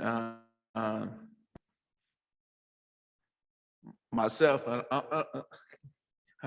You skipped trustee Phillips. Oh, that trustee Phillips. Yay, That, yay. okay. And then me.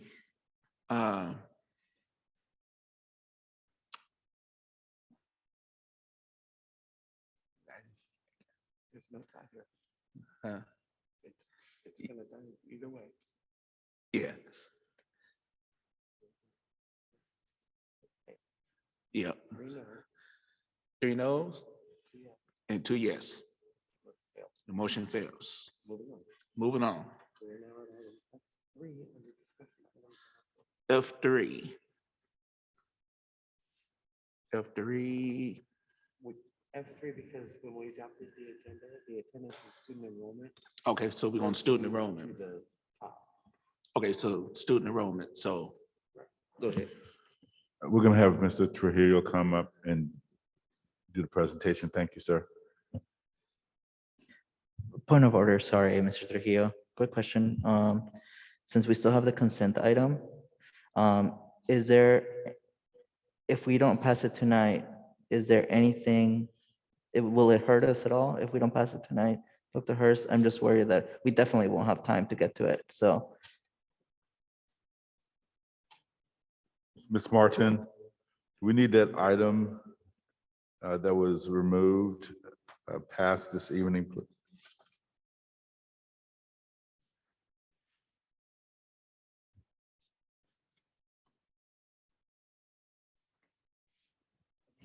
I'm sorry, can you repeat that, Dr. Hurst? Yes, the item that was pulled, the A through G, do we need that item presented tonight and approved?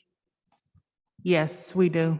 The funds are currently in fiscal, and we need to open the .2 allocation so we can ensure that we get the staffing. In that case, President Christian, I would like to make a motion that we entertain item C4 before F3. Is that okay, parliamentarian? Tam, So thank you want to go to it right now? I'm sorry? You want to go to it right this minute? Yes. Okay. Sorry, Mr. Trujillo. I'll second that motion.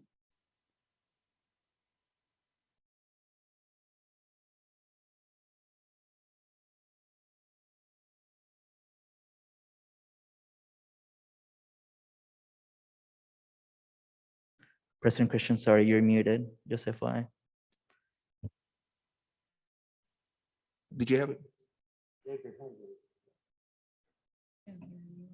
Did you have your hand raised? Okay, we go to the vote. Trustee Leon, Can I get a repeat of the motion?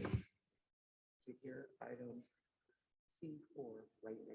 to hear item C4. All right, Leon, yes. Oh, to hear? Yeah, to hear. Okay, Leon, yes. Trustee Flores, Flores abstain. trustee Reckler, Reckler, yes. trustee Smith-Fall, Smith votes yes. all right, trustee Phillips, Yeah, clerk Gonzalez Hoy, Gonzalez, so yes. all right, and I'm yes. C4. Motion passes. We go to C4. President Christian, may I go ahead? This was pulled by me. What was that? May I go ahead? This consent Yeah. item was pulled by me. Go ahead. Thank you. I want to finish the conversation about the A to G completion improvement grant award and plan. Ms. Martin, we talked before, but I would like you to just tell me once again about the grant, and that it's going to be now, part of the grant is to hire 0.2 FTEs, correct? That is correct. And those 0.2 FTEs will be placed in each one of our 6 high schools? That is correct. And then those FTEs will then turn around and their entire part of their entire part of their job as a 0.2 would be to help children with credit recovery. which means they would be in the classroom and they would be monitoring children while they do some type of credit recovery program, for example, Ingenuity. Is that accurate? It doesn't have to, that is correct, but it does not have to be Edgenuity. I'm going to let Dr. Huey speak more specifically about what schools can select for credit recovery. Thank you. Thank you, Ms. Martin. So Trustee Smith Folds, this plan allows a great amount of flexibility for each individual school to select and create a plan that is going to work best for them and the students that have been identified. As you all have read in our plan, there were 2,628 students who are currently enrolled in WCCUSD who are identified specifically who qualify for support under this grant funding. So this funding is targeted specifically to remediate those grades for those students. And so each school, and we went through committees and asked for school input on what they needed and what they wanted with this grant funding. And really they asked for the ability to make a plan that works best for their school site and for their student needs. And so the plan that we're putting in front of you today, trustees, is a plan that allows those school sites to really look at that list of which of those 2,628 students are their students, what they need exactly, and to design a plan that works best for their schools that will help them to remediate those students' grades. So if a site looks at the 2,628 students, let's say they have, 150 of those students. If a site looks and they have 150 of those students and those students are all receive the D's and the F's in algebra and chemistry, then they can then take the 0.2 FTE and go find an algebra and chemistry teacher that's going to provide resources. Or is that, I guess my question is the teacher that the FTE they're looking for, is that FTE have to be subject credentialed specific? Or is it just a teacher that has to be in the room that is going to guide students through some technology program for them to recover their credits? Yeah, so that's an excellent question, Trustee Smith Folds, and I'm so glad that you're interested in kind of the mechanics of it, and that is what the individual school plans will get into. I think that that's a programmatic issue that school site staff will have to deal with once we actually approve the allocation of the funds to support those plans, which is the charge of the board and the trustees tonight. But to your point, it could be either plan, right? And I can't give you a universal, this is how it's going to look, because each school will develop a plan that works best for them. So to your point, if a school in your scenario decides that those are the two courses that need to be remediated, and they had someone on staff that was appropriately credentialed to supervise both content areas, they could create a section that allows that teacher to deliver content in both areas. If they did not have that person on staff, they could also select the option to utilize one of our technology supported credit remediation programs that is not credential dependent, because the credit is actually issued by the program, right? And it's not credential dependent. So I think that the good news about the plan that we're putting in front of you today is that it allows school sites the utmost flexibility to utilize state appropriated dollars to remediate what our students need based on the challenges that they face during COVID. And our principals, our site principals and our counselors, and I've heard the board say before, we need to involve students more. So had I to do it over again back in September when we started this, I would have included students for sure, and I will do that in the future. But right now, the feedback that we have from site principals and from counselors is that they want the flexibility to design a program that works best given their list of students and their needs, as well as their staffing capabilities. Thank you. Ms. Martin, has master schedules already been completed for the 2022-2023 school year? No, they're still in the process of creating their master schedules. And class choices also? I'm sorry. I'm having a Class hard time hearing you. Class choices for students, students select their classes, students select class choices. Have those already been completed?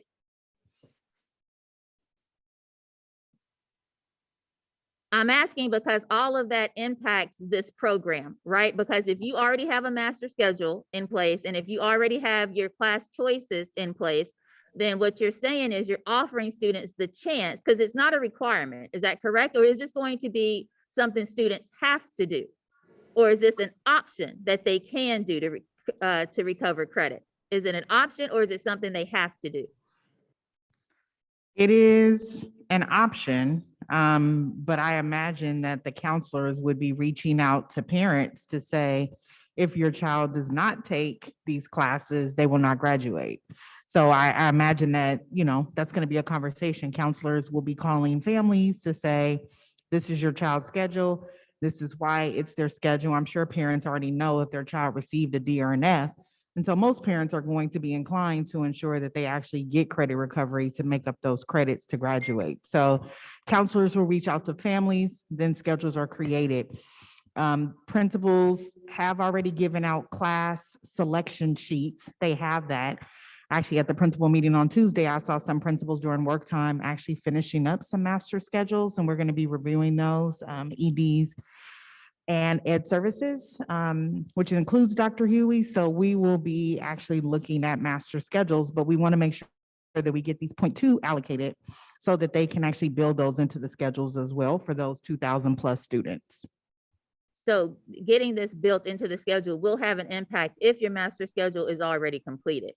It will have an impact if you've already started your class choice selection. It will have an impact if counselors are now calling parents and suggesting, asking, or encouraging them to do credit recovery during the school year and not for summer school, correct? That's correct. Thank you. And then who oversees those site plans? So let's say each of our 6 high schools create how they're going to look, how their program's going to look, right?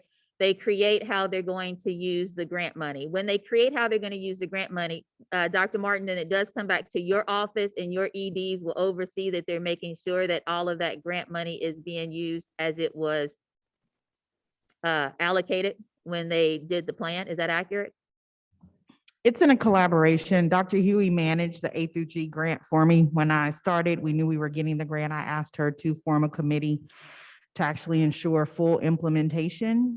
So it will be a process of all of us, Dr. Huey, myself, and the ED to make sure that schools are actually, ensuring that they're using the 0.2 FTEs. And so we will be monitoring to make sure that every school has their 0.2 FTE, that is built into their schedule, and that students are actually in credit recovery. But yes, we will be following up with all schools. And Dr. Huey, is your suggestion that sites put it as a 0 period in the morning, or if they put it at the end of the day, or you're leaving that up to sites? Respectfully, Trustee Smith Folds, this should be at the discretion of every site to examine the needs based on the individual students that appear on their site list. Right. And to determine what fits best for their students. So one site may determine, we've got 75 kids who all received a D or an F in algebra. We really need to open up a section of algebra and just like enroll those students so that we can meet their needs as repeaters rather than have them integrated throughout an algebra class for first-time students. Or, a school may decide we have a group of students who need various needs to be met, and those students' schedules are otherwise full, and we really believe that we can fill an A period or an 8th period. That's really going to be at the discretion of the school sites, and truthfully, it's those school site leaders and counselors and teachers who know their students and their families the best, and we trust them to analyze their site needs and to make the best decision for their school site.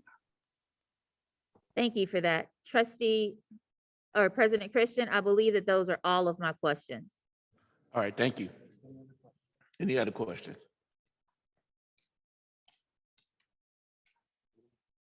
All right, need a motion to C4. Approve item C4. Need a motion. President Christian, I move that we approve item C4, approval of A through G completion improvement grant award and plan. All right, it's been moved by Clerk Gonzalez Hoy, I second that motion. Reckler second. second by who? Oh, he can do it. Okay, second by Leon. And comments? I have a comment, President Christian. Go ahead. I want to make sure that we are giving the sites the room to do this work. We're giving them the resources that they need to do this work, and we are also giving them the support that they need. 2,628 students is a lot of students. I would also like to look at the breakdown of those students, the grade levels. What grade are these students? Are they 9th, 10th, 11th, and 12th graders? The bulk of them. I would like a little bit more data, and that may have been provided for me. I will just need to look. If it has been, please just let me know. I would also want to make sure that, again, if we're giving the sites these funds, that there's a way that we are monitoring the success of this grant program. There needs to be points of evaluation, and then we also need to be able to pivot. If it's not working this way, the sites need to be able to pivot and use the money, use the FTE to work a different way.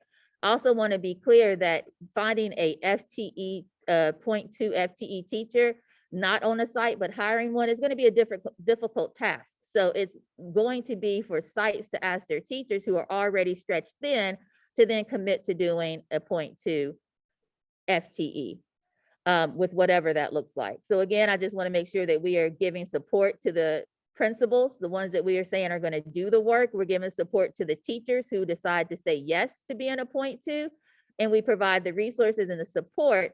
And we don't just make it a study hall to where the kids are just in there doing credit recovery, but we're actually closing those achievement gaps. I'm complete. All right, let's go to the vote.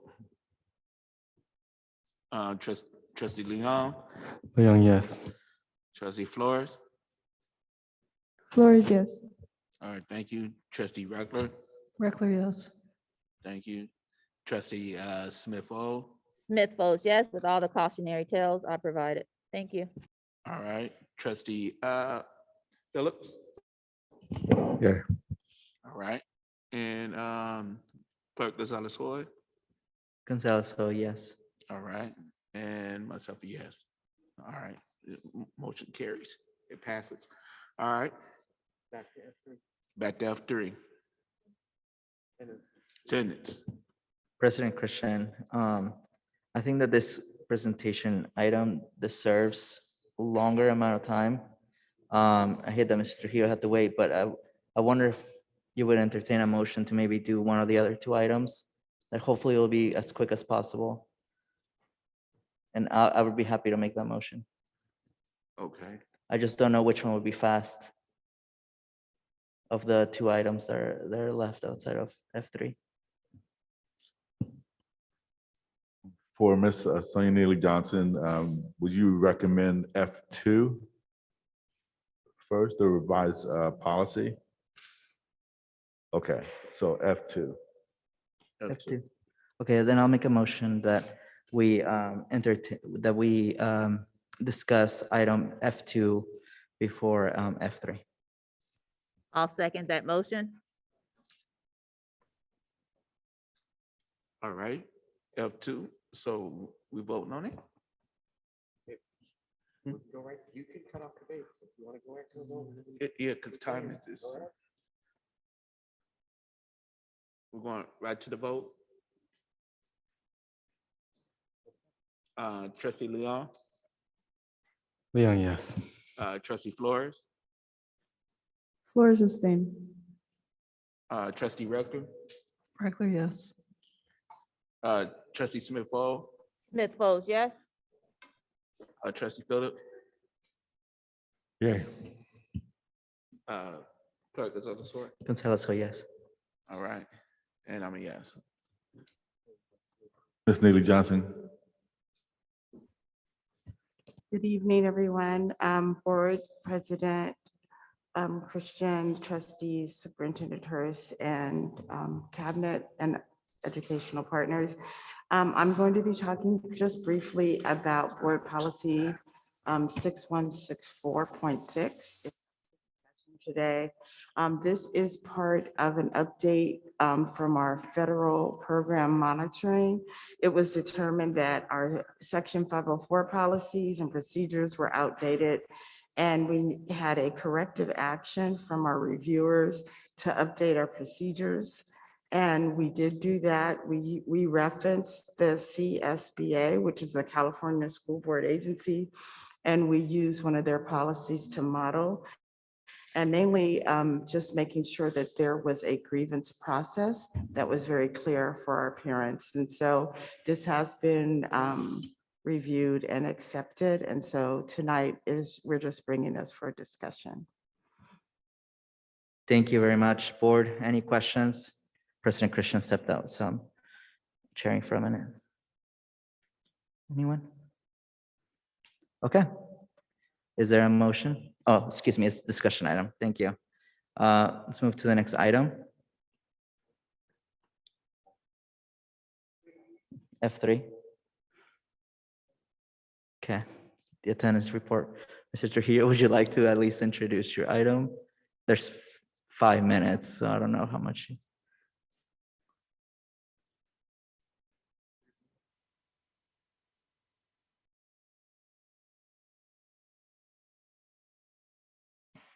Good evening, board. My name is Marin Trujillo, Director of Student Recruitment and Retention. If I can go to the next slides and maybe ground our conversation. This presentation includes an overview of our latest enrollment data for the last 7 years, as well as some of the findings that we've had as we're trying to re-engage our students in our school district. And the intent of this presentation is to identify some follow-up questions to build a more in-depth study session. Next slide. This is our tiered approach of attendance and engagement of students. I'm going to be focusing on items in tier 1, 2, and 3. Next slide. We click next, yeah. Goes without saying, members of our team, including Barbara Burt, who's here today, are an instrumental part of this conversation. Everything that I'm about to present to you is a result of the effort of the team behind this work, including sites teams as well, and community partners. Next slide. I'll skip that for now. Next slide. So the first thing I want to show you is our enrollment trends for the last 8 years. You can see that we have had a steady number of students who have enrolled in charter schools for the last 3 years. When the question comes up of how many kids have we lost to charter schools, my analysis is that we've lost them a long time ago. Families are beginning to join charter schools from the beginning. They're no longer enrolling in our district and then moving to charter schools. That was the journey at the beginning, maybe 5 years ago. Now they are connected to those charter schools and they continue to send their children to those charter schools. Next slide. We see here overall, now we're at a steady of 12% of students in our area who choose to go to charter schools who normally would have come to a public setting. So we are only serving 88% of our student population. Next slide. So there's a larger question of where did our students go, in addition to the students that we no longer have because they attend charter schools. Next slide.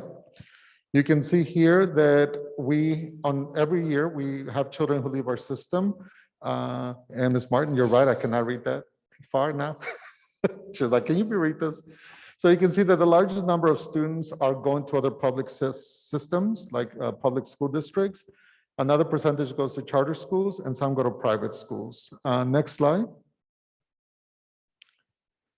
Now, what you see here is of those children who told us they were going to another public school system, where they're going to the most. And there really is no big pattern except for 2 things. Some of our children are moving to Northern California, a little bit northern. My guess would be anecdotally that it's because it's cheaper in that area. But I bring your attention to the bars that are in green. That is new. About 10% of our students are going to virtual options. That's something that wasn't happening 5 years ago. I will pause now because I think we're at time, and hopefully that gives you a good taste of the rest of the conversation that we can continue. Thank you so much. Thank you so much, Mr. Trujillo, for waiting. And you gave us a good taste of what's coming for the next board meeting. It's a good transition. Our next board meeting is May 18th. And our president is back. I don't know if you would like to close us. And I will end the meeting for the night. Thank you, everybody.